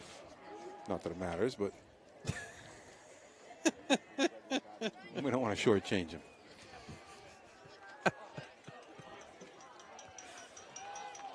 Maybe, after playing on this wet grass, maybe 141. Yeah. Perhaps.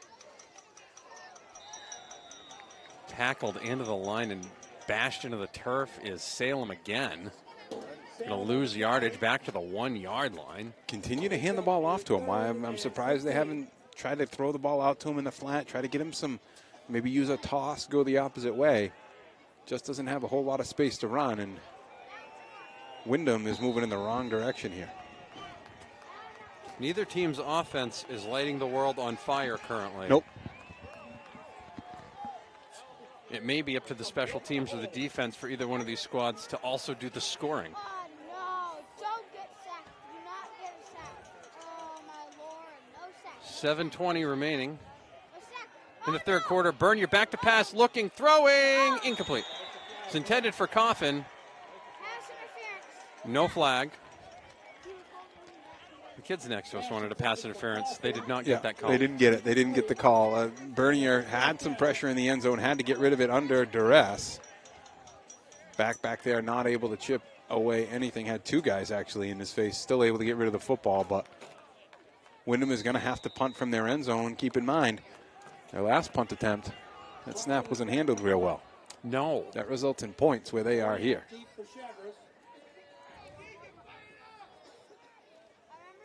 Also a good play by him to get rid of the ball quickly and not hang on to it for a while back there. And that is not going to be a good punt. That is shanked, and that is probably going to go out inside the 20.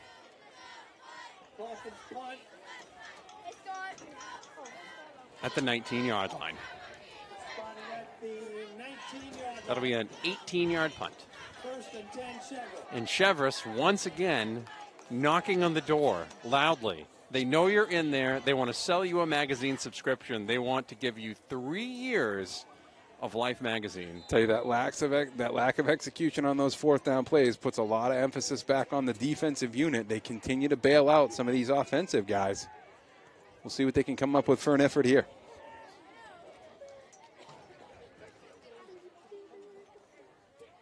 First and 10, handoff, Watson. He hasn't handled the ball in a while. Inside the 15, down to the 14-yard line. Gain of 5, 2nd and 5. Looked like the ball kind of slipped off of his hands while punting and caused that spin. Yeah, that's exactly what the snap was a little bit high, so he had trouble getting a firm grip on it and then just didn't deliver a good kick. Windham's defense going to be asked to jump back at it again. 6:35 remaining here in the third quarter, no score. Ball at the 13-yard line of Windham, 2nd and 5. Conan under center, I formation. The Lindstedts behind him. Handoff to Lindstedt. That'll be Tegan Lindstedt up to the 10-yard line, and that'll be enough for a first down. First and goal from the 10-yard line. It seems like if Cheverus gets back to the line of scrimmage, they're having some success running the football. But if the Eagles are able to get into the backfield, actually break that line of scrimmage, kind of confuse some of those blocking assignments, they've had a lot more success deflecting the run. Right now, Cheverus having their way. You can also listen to the other games that are going on around the state tonight. Just go to mbr.org. Audio streams will be right there. Of course, you can flip it back and forth and leave the video stream up right here. First and 10. First and goal from the 10-yard line. Lindstedt bounces out. 10-5 into the end zone. Touchdown, Cheverus. No flags. 6-0. Cheverus takes the lead. They finally are able to take advantage of solid field position. No different than trying to chop down a big tree. One axe chop at a time. That time it was older brother Lindstedt able to bumble into the end zone. I'll tell you, that the play has been there. He followed his blocking scheme in front of him, continued to bounce it to the outside, and able to get into that end zone.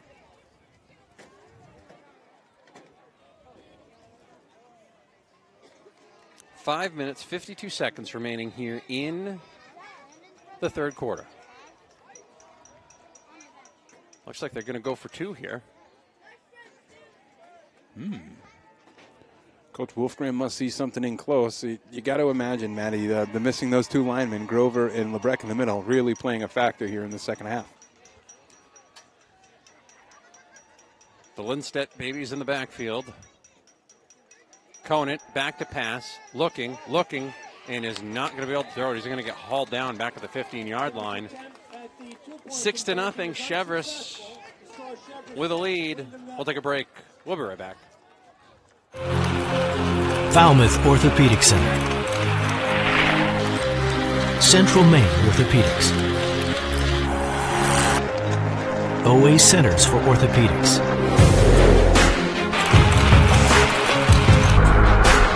All play on the same team. Maine's top orthopedic practices have joined forces for more efficient and affordable orthopedic care. Introducing Spectrum Orthopedics. 50-50 ticket. It's a red ticket. $213. 512-781.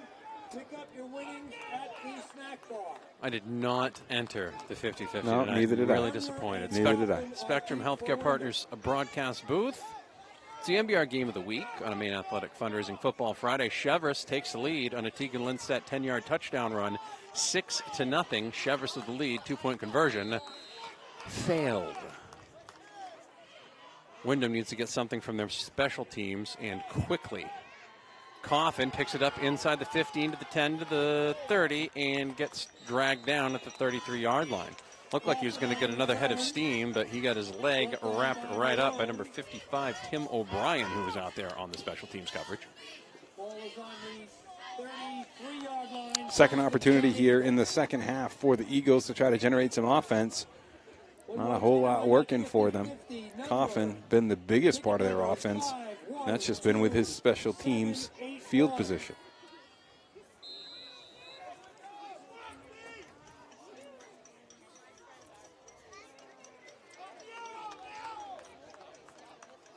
First and 10 for Bernier and the Eagles. I formation. Pitch. Bellier off the right side. He's going to find some yardage up to the 39-yard line. Again, a 5. Good start to this drive.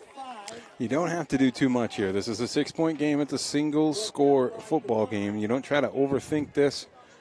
Stick with what has got you to this point in the season. Windham's had a nice run here in 2017. You don't want to try to get too much out of character here. Haven't used Valera a whole lot tonight. He looked good there. I formation again.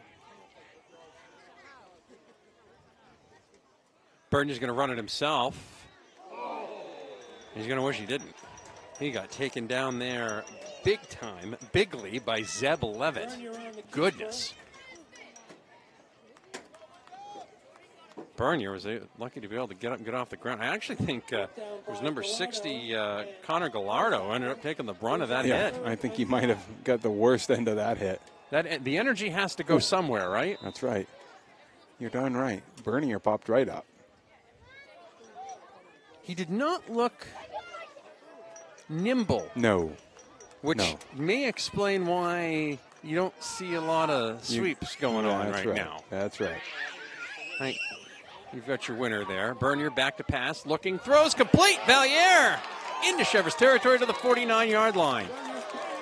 Coverage, Colt Dumond was on top of him, but Valier plucked it.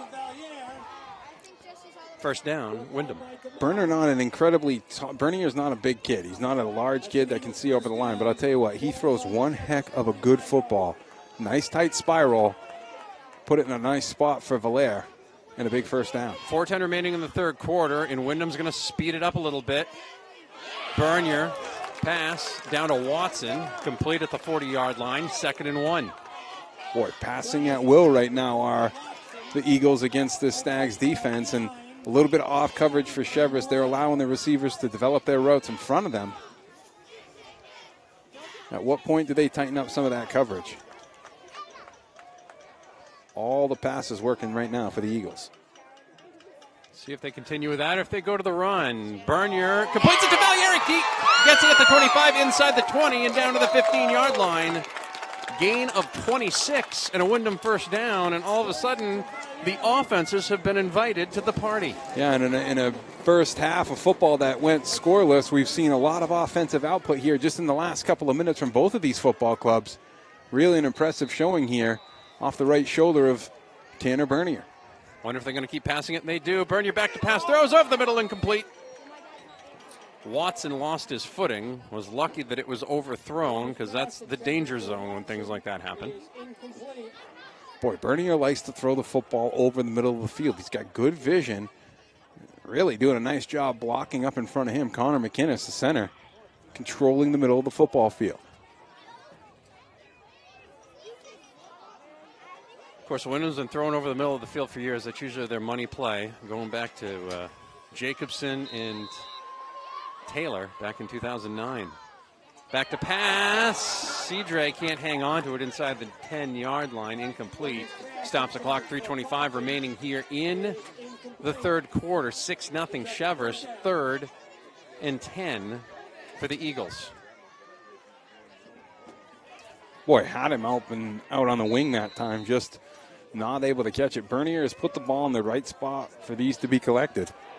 Hasn't had as much help from his receiving corps.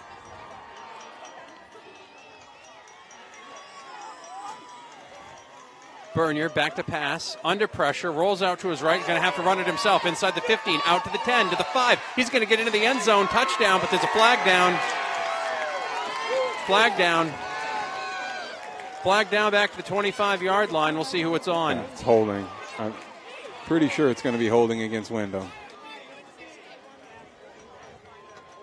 It was way behind the play as well. Yep.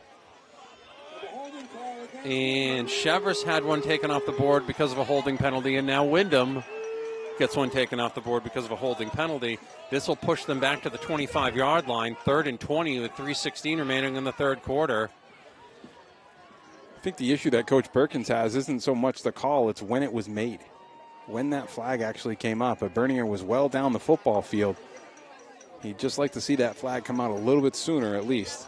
I mean, he wouldn't like to see it come out at all. If it's going to come out, it's got to be out sooner. Interesting position here for Windham, 3rd and 25. Maybe 4-down territory, depending on how close they get it here on 3rd down. If you do have confidence in your kicking game, you can at least cut the lead in half, but you want to at least get it probably inside the 20-yard line. Yeah, McCusker can do it. He's got a heck of a foot. Valier didn't know what the play was. Looks like they're going to flip it on the side of the field. Pass is going to be out to Valier inside the 20 and incomplete. Didn't hang on to it. And it will be 4th and 25. We'll see what Windham does here. They got 3 options. My guess is they're probably going to try to throw it up for grabs. Yeah.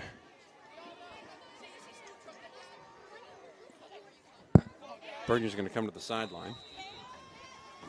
Coach Perkins is going to have to dial up something here. I think you're at a position where you got to take a chance down the field. The problem is 25-yard play in high school football, that's a big, big play. Well, maybe you get the benefit of a penalty or something, but the fact is, I think you better bet here might be to take the delay of game penalty and then try to kick it away. Timeout. They are going to take a timeout instead here on 4th and 25. Interesting. We'll take a break. We'll be right back. It's the MBR Game of the Week. Our goal here at Maine Athletic Fundraising is to raise your program or group the most amount of money possible in the shortest amount of time, hassle-free. Over the last 3 years, we've been able to raise over $10,000 every year, which has really allowed us to get the extra stuff the kids really need to run a successful program. One of our biggest goals at Maine Athletic Fundraising is to really develop a relationship on the ground with the coaches, the community, and the boosters that are involved, and help bring them together and understand how important it is to fundraise. All aboard MBR.org, the place to get all your high school and amateur sports news and information. MBR.org is in high gear with Maine high school winter sports. Go to MBR.org to chat about your favorite team. Find the latest articles, travel news, and cancellations. Or visit their all-new and very popular team pages. MBR.org has everything you want to know about high school and amateur sports in Maine. Coming in February, all the high school tournament action at your fingertips 24/7. It's high school sports heaven. All aboard MBR.org. Welcome back. 4th and 25 for Windham here at the 31-yard line. Need to get inside the 5 for a first down. No pressure. Down 6-0, 3:13 remaining in the third quarter. Cheverus leads by 6.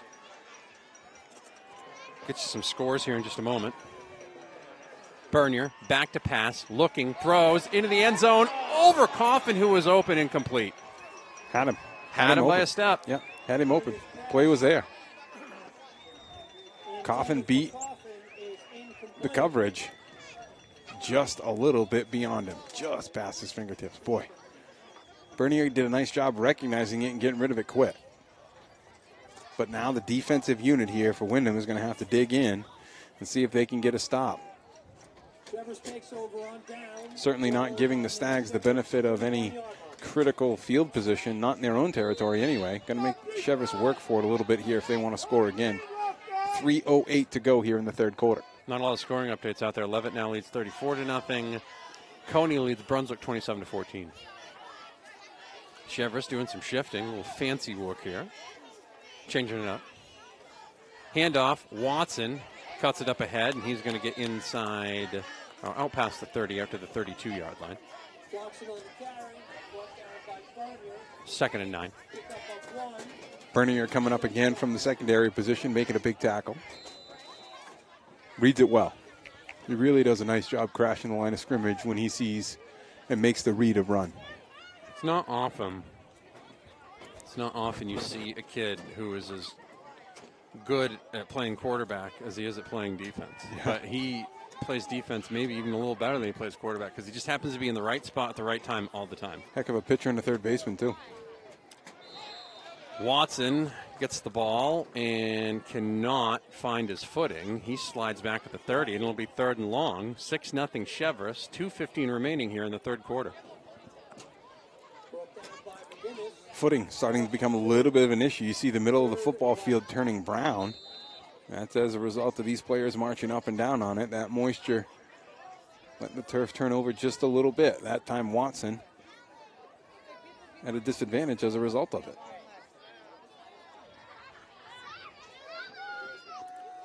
Can the Windham defense force a turnover? Maybe even get a score. They might need to. Down 6, minute 45 remaining in the third quarter. Conant back to pass, looking, throws, incomplete. Wow. Watson again was the target, but it was not to be. Boyle on the coverage.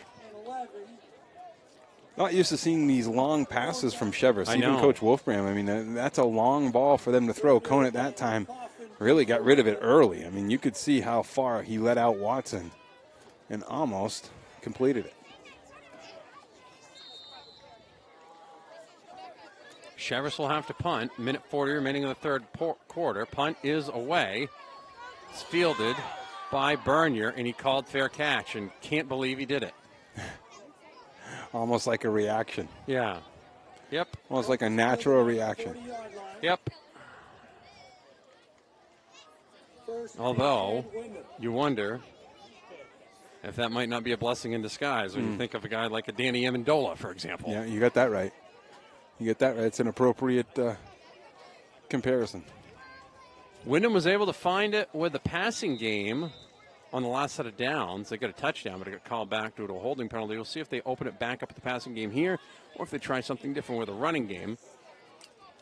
Minute 35 remaining in the third quarter, 6-0 Cheverus. It seemed like they had a few things working with Valaire in the rush game, but he'll be split out to the right side here as a receiver.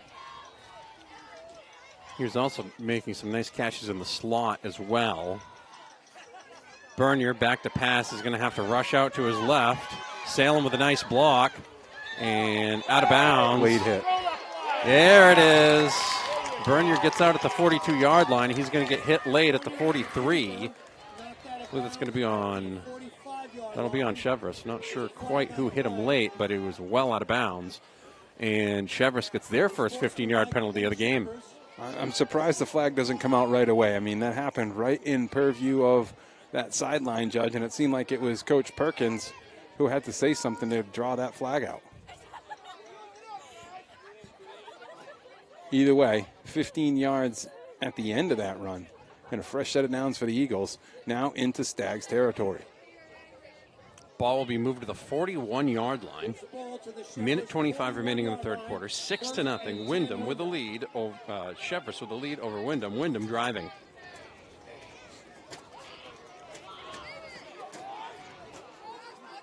Winner of this one will take on Edward Little next week. Bernier back to pass under pressure. Steps up in the pocket.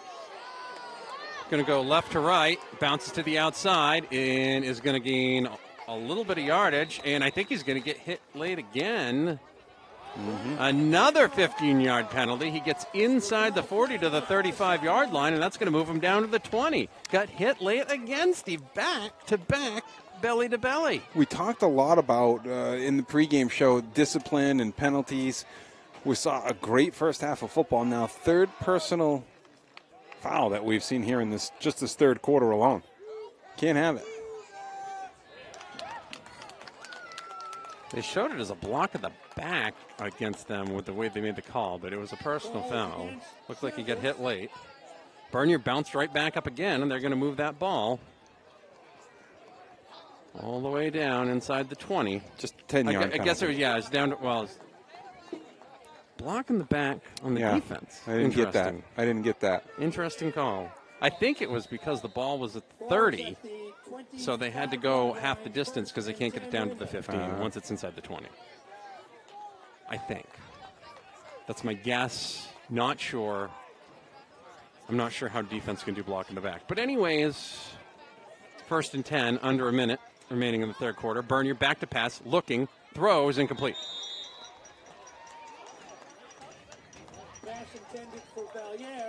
Valliere was not able to snatch that one off the ground. Stops the clock. Playing with fire. I think when you go to the pass option this often, you are playing with fire. You run the risk of a tip ball, really risky turnover. I'll always go back to the infinite wisdom of Wing and Haley. When you throw the football, 2 out of the 3 outcomes are bad. Portland with a Teron Moss keeper finds the end zone. Portland leads Oxford Hills 14-0. Bernier rolling around, throws it to the outside, incomplete, intended for Cedre, which was really just a mercy throw. Luckily, he had somebody in the area.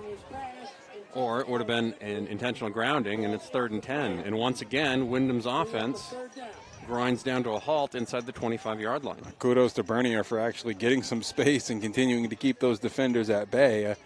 Really a lot of good moves in the open field there, and a smart play for him to get rid of the football, not take a big loss. Morse with an 8-7 lead now on Gardner. Mountain Valley still leads Spruce Mountain 12-0. 6:51 remaining in the third quarter, by the way, for that Portland-Oxford Hills game. They're catching up to us. Bernier back to pass. Complete to Coffin on the slant to the 15-yard line. And it's going to be real close to a first down.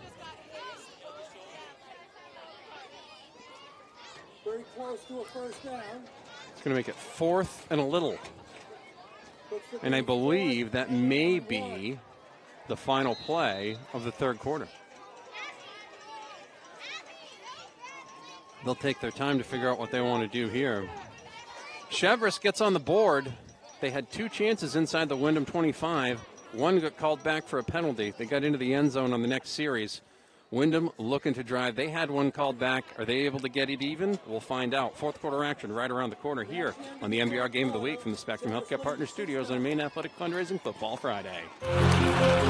Falmouth Orthopedic Center. Central Maine Orthopedics. OA Centers for Orthopedics.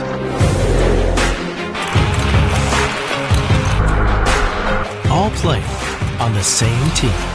Maine's top orthopedic practices have joined forces for more efficient and affordable orthopedic care. Introducing Spectrum Orthopedics. Our goal here at Maine Athletic Fundraising is to raise your program or group the most amount of money possible in the shortest amount of time, hassle-free. Over the last 3 years, we've been able to raise over $10,000 every year, which has really allowed us to get the extra stuff the kids really need to run a successful program. One of our biggest goals at Maine Athletic Fundraising is to really develop a relationship on the ground with the coaches, the community, and the boosters that are involved, and help bring them together and understand how important it is to fundraise.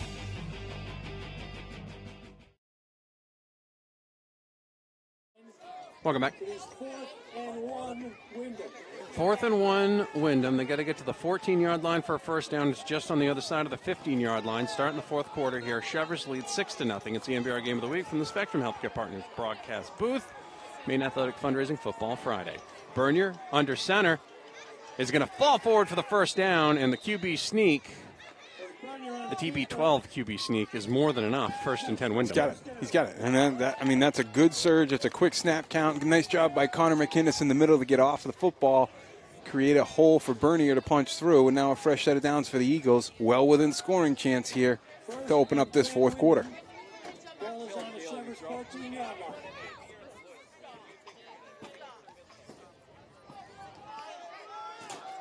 McCusker kicking. Put it all important. Extra point beyond the way. Bernier back to pass throws. Has a man. It's Valaire, and he can't find the handle incomplete. Wouldn't have gained a ton anyways because he would have been tackled at the 10-yard line. However, when it bounced off his chest, he had to come back and catch it a second time, and that really doomed that play. 2nd down. Seemed to pop off his pads. Couldn't get his hands around it first. Instead, let it bounce, get a little too close to him. Valaire's been very effective over the middle of the football field. Got to imagine they're going to keep it on the right shoulder of the senior QB. At some point, they might have to run it in here. We'll see if they do. Valaire catches it, breaks a tackle. 10, 5, touchdown, Eagles. No flags. Stick with what's working. Valaire, an absolute beast out on the edge. Nice job by Bernier to give him the football, get around one tackle, able to push it back into the end zone. And now Windham with an opportunity to take a lead in this football game, 11:27 to go in this fourth quarter.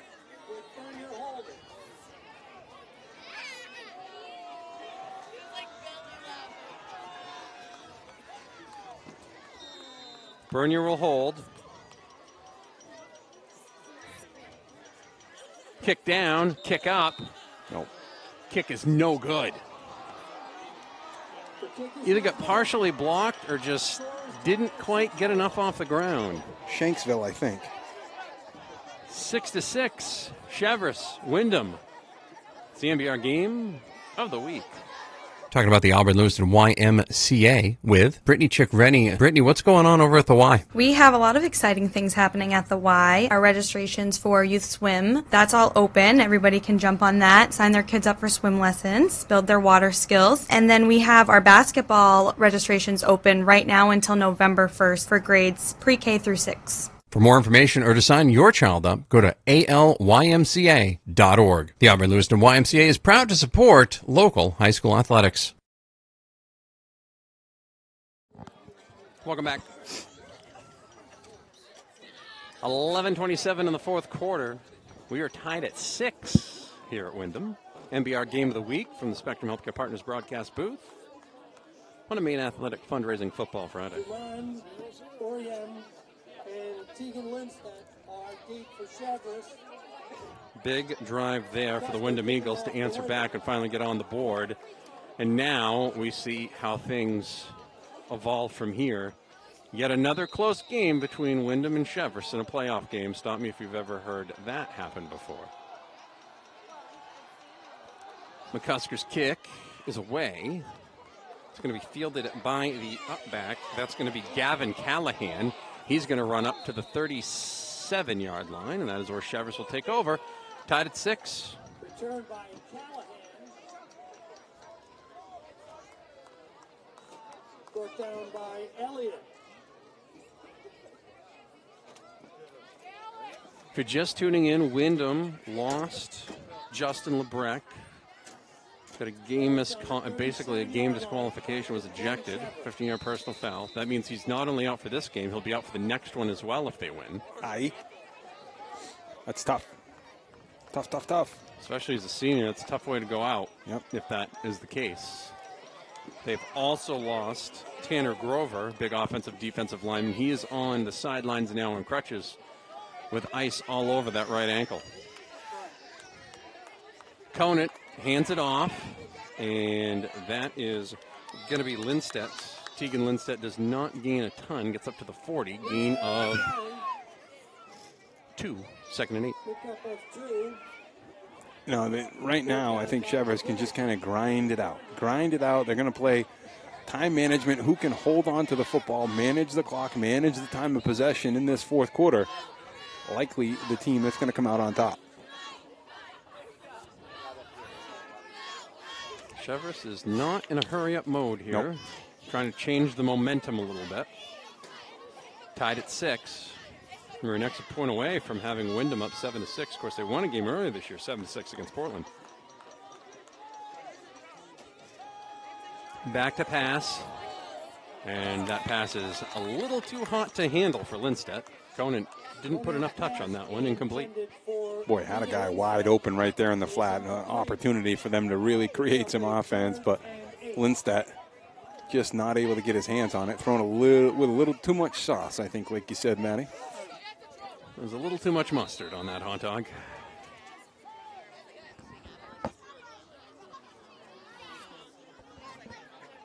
Conant gets a play from the sideline, heads back in.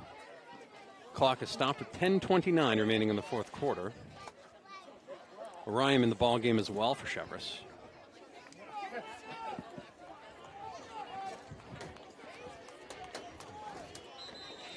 And now we're going to have a timeout by Cheverus. We will take a timeout as well. Timeout tracker updated. Only 2 left for the Stags. We'll be right back. We are tied at 6. Falmouth Orthopedic Center. Central Maine Orthopedics. OA Centers for Orthopedics.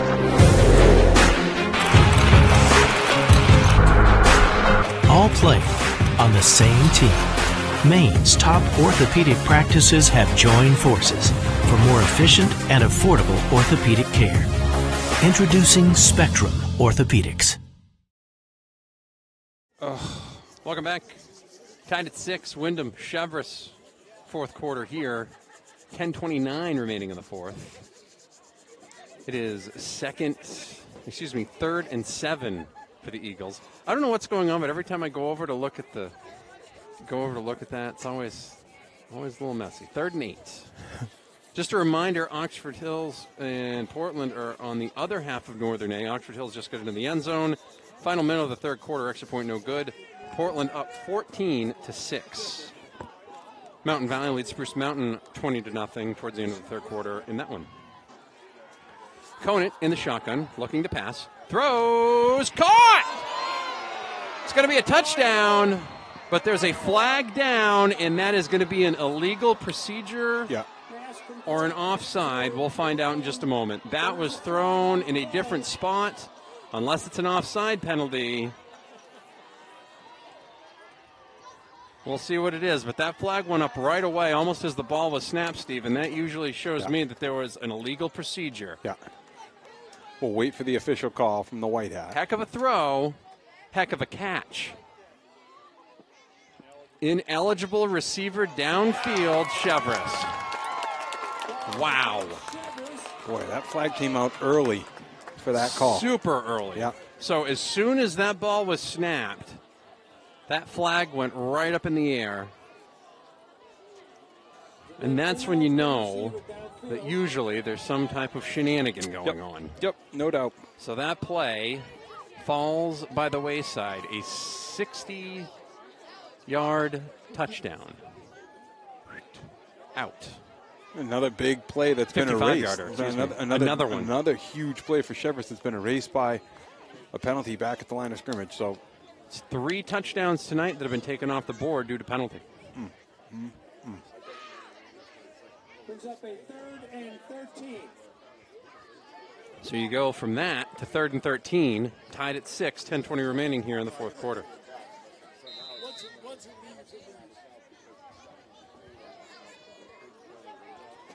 Wells leads Oak Hill 47-6 at the end of the third. Bonnie Eagle leads in their playoff game 41-6. Deering. Yes.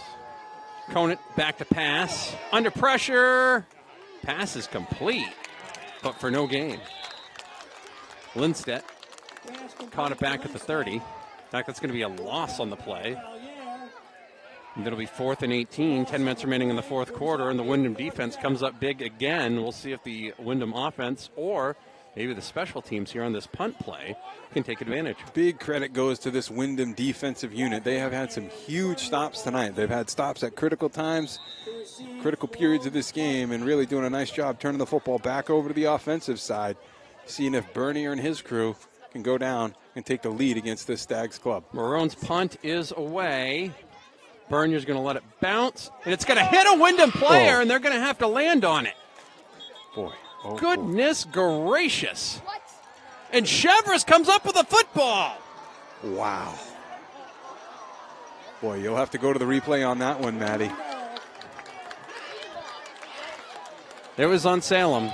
Salem was trying to get out of the way, and the ball took an odd hop and hit him right in the leg. Actually, you know what? They're gonna say it's Windham football. Windham football. Cheverus was celebrating like they had it, but they're going to call it Windham football. Oh, my. Okay. So Windham does still have the football. Windham has the football. This is correct. I didn't think there was a chance that Cheverus got on that football, but maybe.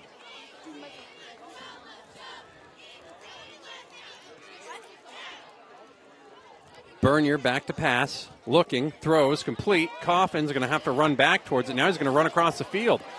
Into open field. 45. Into Cheverus territory, down to the 48-yard line. Dangerous play. Got back in there, though. Yeah, you usually don't see him run back across the back end of the line of scrimmage. Coffin has had a couple of cutbacks so far this game. Valera sprung out to the right-hand side, tried to get him loose with a block or two. That time Coffin continued to work all the way back across the field. Either way, fresh set of downs and moving the sticks here for the Eagles. 9:10 remaining in the fourth quarter. Windham and Cheverus are tied at 6. Back to pass. Bernier looking, throws. Coffin can't hang on, incomplete right through his hands inside the 30-yard line. Would have been a great catch, but one I'm sure he would want to have back. I'll tell you, there's been a couple of passes out to Coffin that have just missed, have just been outside of his reach. There was one touchdown in the first half. Certainly another play there that could have come up big for Windham at a critical time.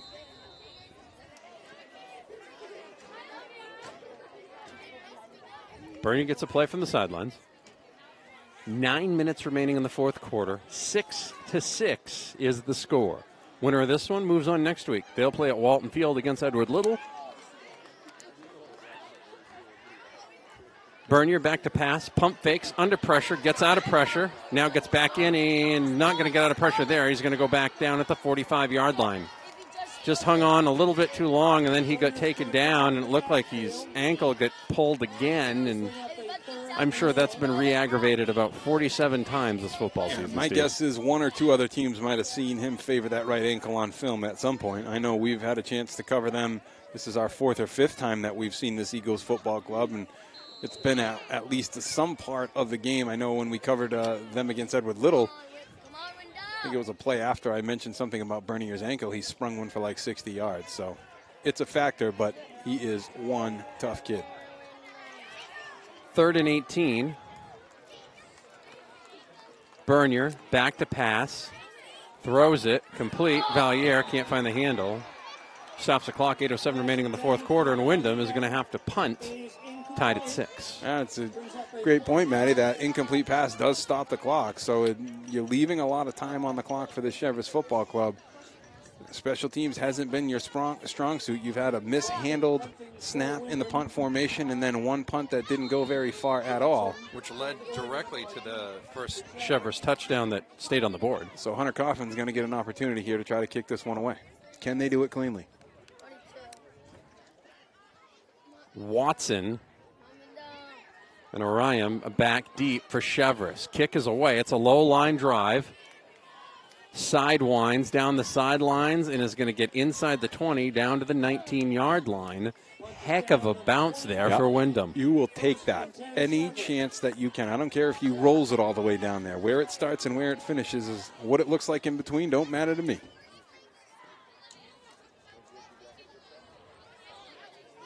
$7:59 remaining in the fourth quarter. No score in the MBR game of the week. 6-6. Tie score in the MBR game of the week. Sorry, I was used to saying no score for so long that it just became habit. No score in this one until the third quarter. Thank God we can't have a sixth. I'm not going to say quarter because that wouldn't make sense. The sixth period or something like that. A sixth that would fit in the middle of that board for any reason. Any reason at all. 6 overtimes maybe? Oh. Handoff. Lindstedt up the middle to the 26-yard line. Big run there. Seems like 6, 2nd and 4. Cheverus is sticking with a pattern here. Rush, play action, turn the ball over. You know, and it's interesting to see them get away from things that are successful. Look at how much yard they're gaining 5-6 yards with the rushing. Interesting when they choose to go to the different strategy. Windham down 2 defensive linemen in this one. Conan under center. Hands it off. That'll be Lindstedt. He's going to break some tackles and get out past the 40-yard line. And Graydon Lindstedt, the freshman, with a fabulous run. Windham on their heels. Cheverus in business. 7:15 remaining in the fourth quarter, tied at 6, first down. Not sure who the tackler was that time, if it was 89. I believe I saw 88, and just don't even look at you. Don't even look. No, just don't. Nope. We're just not going to do that. Big run that time for Cheverus. Haven't seen them break a whole lot of runs for more than 10 or so yards. That time Lindstedt got a big hole to run through and carried it right on down the field. Lindstedt will run it up to the 45-yard line. Gain of 4. All of a sudden, Cheverus starting to find that room, and they stick with it. See what happens here. Well, you take a guy like Lebrecht and Tanner Grover out of the middle of the football field, and that plays a huge role in this fourth quarter.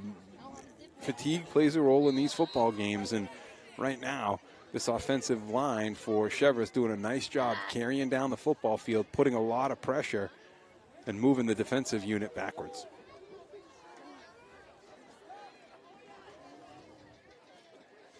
Conant sends a man in motion to Watson. Handoff. Lindstedt is yanked back in the backfield and will lose yardage back to the 43-yard line.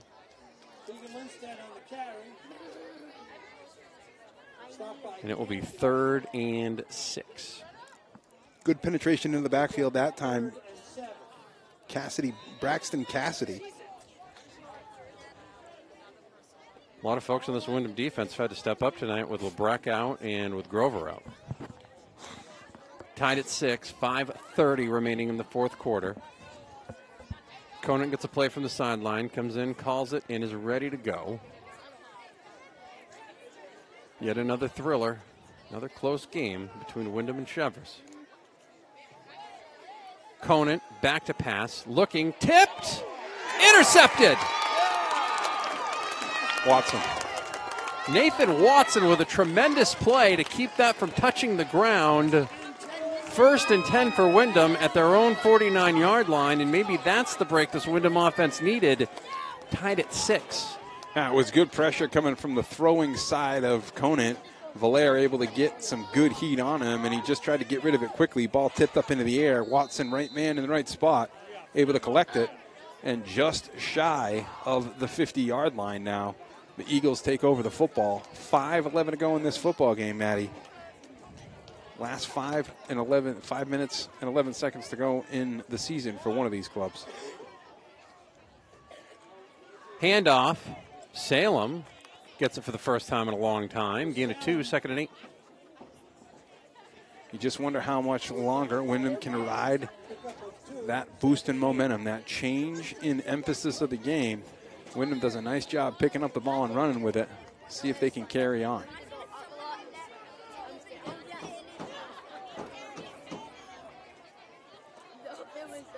Bernier, back to pass. Under pressure, has to get away. Stays awake, stays up, and then gets down. He's going to have to get rid of it there, and there are a couple plays that, a couple things that blew that play off. Lost, and it'll be 3rd and long, and Windham once again looking at 3rd and long, approaching 4:20 remaining in the 4th quarter. Kind of twisting and turning all the way around behind the line of scrimmage was Bernier, and not a whole lot of room to go. Slipped, looked like he lost his footing just for a second. That enabled the Stags to get to him and bring him down. In the shotgun, he is under major pressure. Rolls out, and he's going to go out of bounds. No one blocked Nathan Dunn. He came in like a cruise missile. Yeah, you want to block the leading tackler. He's a guy you want to get a shoulder on. Might want to get a chip on him. Might want to help him out. Boy, no question. Puts Windham in such a tough spot. You get that turnover, you're able to collect that interception, and now you're forced to put your punt team out there after 3 and out. A punt team that has struggled most of the night. Yeah, lucky last punt last time, that low line drive punt. Got to take care of the football.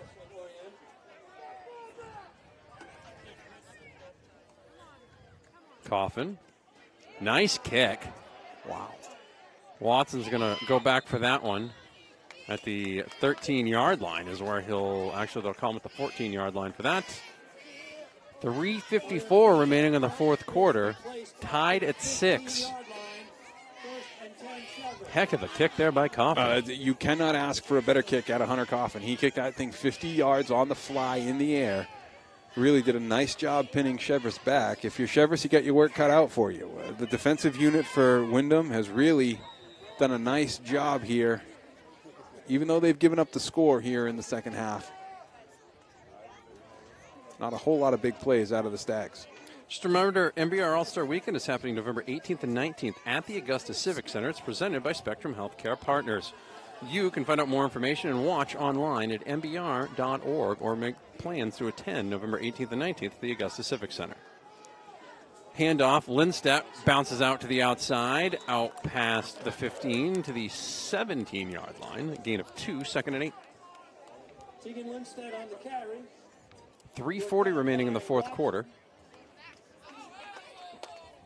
Tied at 6. Winner of this one takes on the number 1 seeded Edward Little Red Eddies next week. Saw Mr. Gibson here doing some scouting. Oh, more than Mr. Gibson. No, we won't name who was here from the entire staff, but there may have been a couple of staffers here. A couple of others. Yes, I see, yes. I didn't see all of them. I only saw Jip. Handoff to Watson. I think that play was doomed before it even began. Loss of 2. Looked like there was all sorts of confusion out there. Now we're approaching 3 minutes remaining here in the 4th quarter. And now the pressure's on Cheverus. Cheverus has to convert this 3rd down, or they're going to be forced to punt from deep in their territory. And we've seen muff snaps before happen in this neck of the woods, especially with a slick ball. I don't want to jump the shark here and start talking about overtime too quickly, but this is certainly shaping up like we might see some extra frames of football here. overtime. 2:35 remaining in the fourth quarter, 3rd and 8. And a false start. Legal procedure will stop the clock with 2:32 remaining in the fourth quarter, and it will back Cheverus up even more inside the 15, down to about the 12, I believe.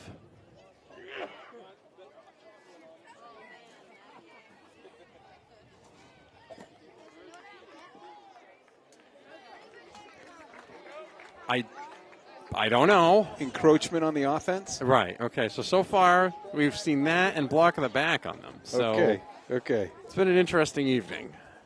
No one has tried to call safety a touchback, though. That has not happened this evening. 2:30 remaining in the fourth quarter. Cheverus gets to melt some more time off the clock with this for folks that don't know. Yeah, this could be, Maddie and I have this strategic football team that we've been planning. This could play into that, that exact club. Telling you. And Conant's going to have to hand it off to Watson. He was lucky to do that. Windham will now take a timeout. And it will be 4th and 13 with 2:04 remaining in the fourth quarter. And Cheverus is going to have to punt this from inside their 5-yard line.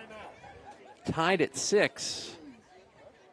And Windham looks like they're going to have fairly decent field position here for a possible 2-minute drill. Yeah, this game is far from over. Far from over, young Matthew. And Coach Perkins really wants to rally his special teams unit right here. Don't think about what you're going to do when you get to football.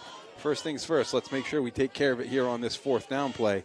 You got to expect that Marone is going to want to kick this away for the Stags. Keep the ball in front of you. You can't have any shenanigans like we had on the last kick from Cheverus, where we thought might have been touched by a Windham player and then recovered by Cheverus. Instead, pay close attention here. You've been coached up. You know what to do. Go out and do it. Need a good snap. Needs to be fielded cleanly as well. A lot of pressure here on Vic Marone, the junior. Bernier and Coffin will be back at about the 40. We'll see if there'll be an easy, fair catch here or they'll be off to do it. Kick is not the greatest. And Coffin will come up and fair catch it at the 31-yard line. Under 2 minutes remaining, 6-6. Windham and Cheverus. Can Windham get it into field goal range? Cheverus has 2 timeouts remaining, I believe. By my estimation, they got to pick up 1 first down here, get about 10 yards for them to feel pretty comfortable about where McCusker can kick it from. Now, he's got more leg than that. We've seen him kick some pretty significant field goals in pregame activities. That doesn't carry over into the game, folks. We know he's got it, but whether or not you can compete when the clock's on, different story. Already a missed extra point this evening. Bernier back to pass. Coffin has to pop up and catch it. It bounces right off his chest. Another drop pass. Tipped at the line of scrimmage and then knocked out of the pads at Coffin. That's 2 opportunities there for a ball to squirt up. We saw the interception play a role a couple of possessions ago for Cheverus. Something simple as a tip ball, Maddie, can change the complexion of this game. Got to be careful. 2nd and 10, a minute 55 remaining here in the fourth quarter.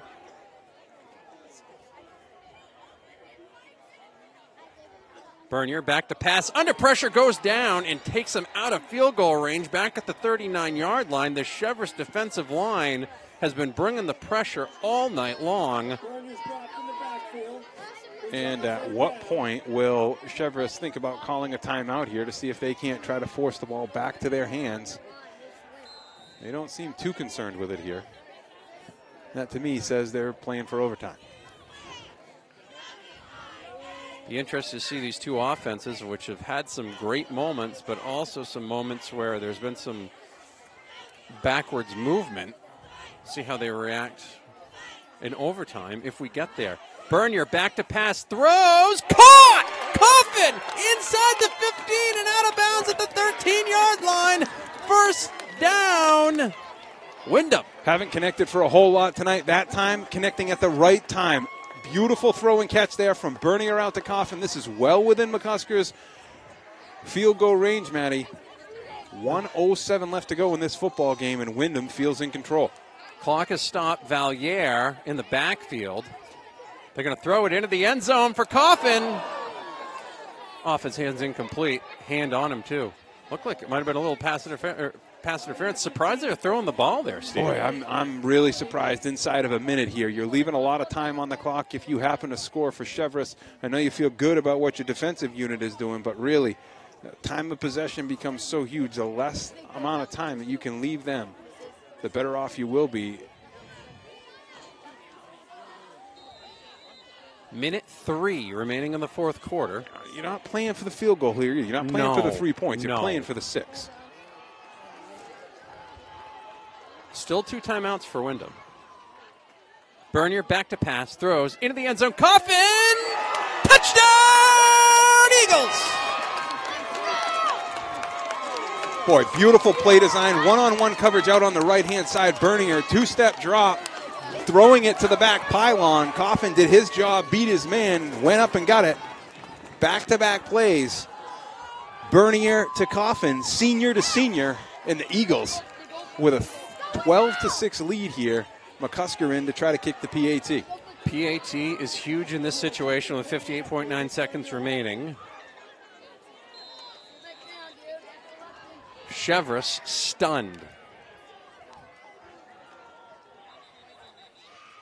And looks like too many men on the field for Cheverus here, I think. Or a little encroachment action. Dead ball, encroachment, Cheverus, half the distance to the goal line. Winner of this one will head to Walton Field next Friday night to take on the Edward Little Red Eddies.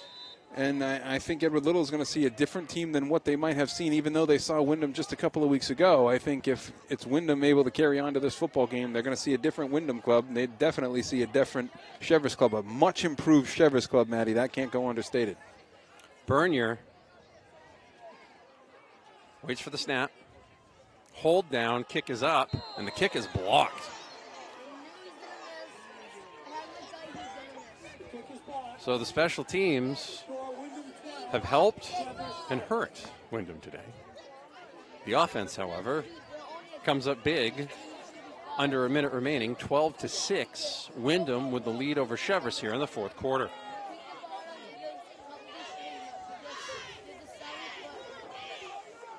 Coaches' interviews that you hear on pregame and on the B-List Daily, weekdays 10 a.m. to noon, are part of our Maine Athletic Fundraiser Fridays. No risk, no upfront costs, no minimums. Find out more at maineaf.com. It's the MBR Game of the Week from the Spectrum Healthcare Partners broadcast booth. Matt Boutwell, Steve Flynn with you here. Tyler Farnham on the camera. Not sure where we'll be next week. Somewhere. I have a fairly good idea of where we're going to be. Feel fairly confident about that. You feel, yeah. Feel fairly confident. May we see turf next week? Possibly. Parking might be an issue. Will we be inside? Yes. Yeah, that would be Tyler, not so much. Sorry, Tyler. No. Sorry, Ty. Yeah. Hopefully there's no rain. We'll see on that. Got the thumbs up, so. Yeah, he'll be all right. He dresses in layers. He'll be fine. Trooper. Big scenario here for Cheverus. They're down 6, still plenty of time. Orion back deep. McCusker is going to kick it deep. And that is going to be fielded by Dumont. And he is going to go out to the 33-yard line. 53.2 seconds remaining. 2 timeouts for Cheverus. They're down 12-6. Do not change what you've done here in the second half. Stick with the same defensive strategy. The idea here is keep your receiver in front of you. Don't get beat over the top. We'll see what Windham comes out in. My guess is they're going to play a bunch of off coverage, and that's exactly what it looks like. Bernier is a good 15 yards behind the line of scrimmage. So he'll sneak up, but they're going to keep Coffin way deep. Conant back to pass, looking. That's going to be complete out past the 40 and out to the 45-yard line.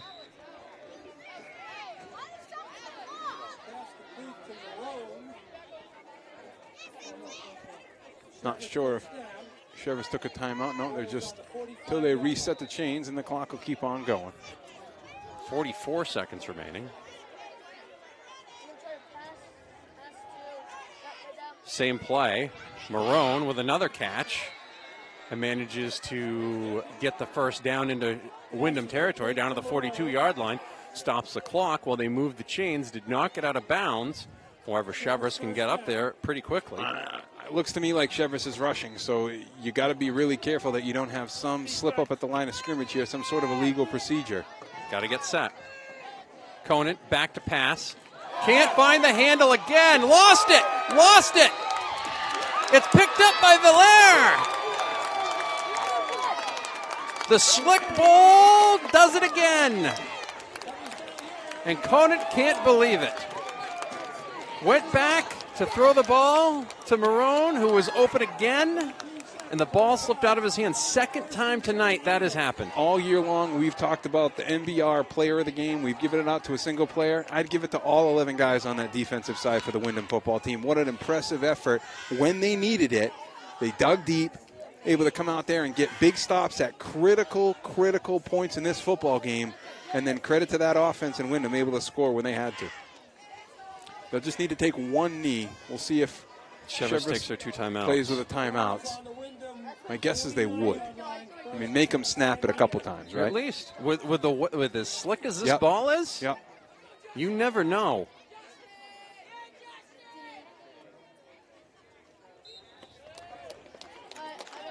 And I don't believe they will. No, sir. Well, that'll wrap it up from here. 12-6 is your final. Bernier to Coffin late in the fourth quarter. Under a minute remaining. And Windham survives the loss of Lebrecht, survives the loss of Grover, and now has a date at Walton Field next Friday night with the Edward Little Red Eddies. Cheverus came a long ways from week 1, did very well to get this far. A lot of young players on that squad. I'm sure they'll be back and ready to go next year. Again, your final score on the Spectrum Healthcare Partners MBR Game of the Week, 12-6. Wyndham defeats Cheverus. What do you say we do it again next week? Let's do it again next week. Let's do it again next week. Probably be at Bates next week. Ooh. Looks like Lewiston's going to be playing Portland. Looking like it. Looking like it right now. Looks like we'll probably be there for that. Again, final score, 12-6. Windham defeats Cheverus. We'll catch you next time here on the Game of the Week.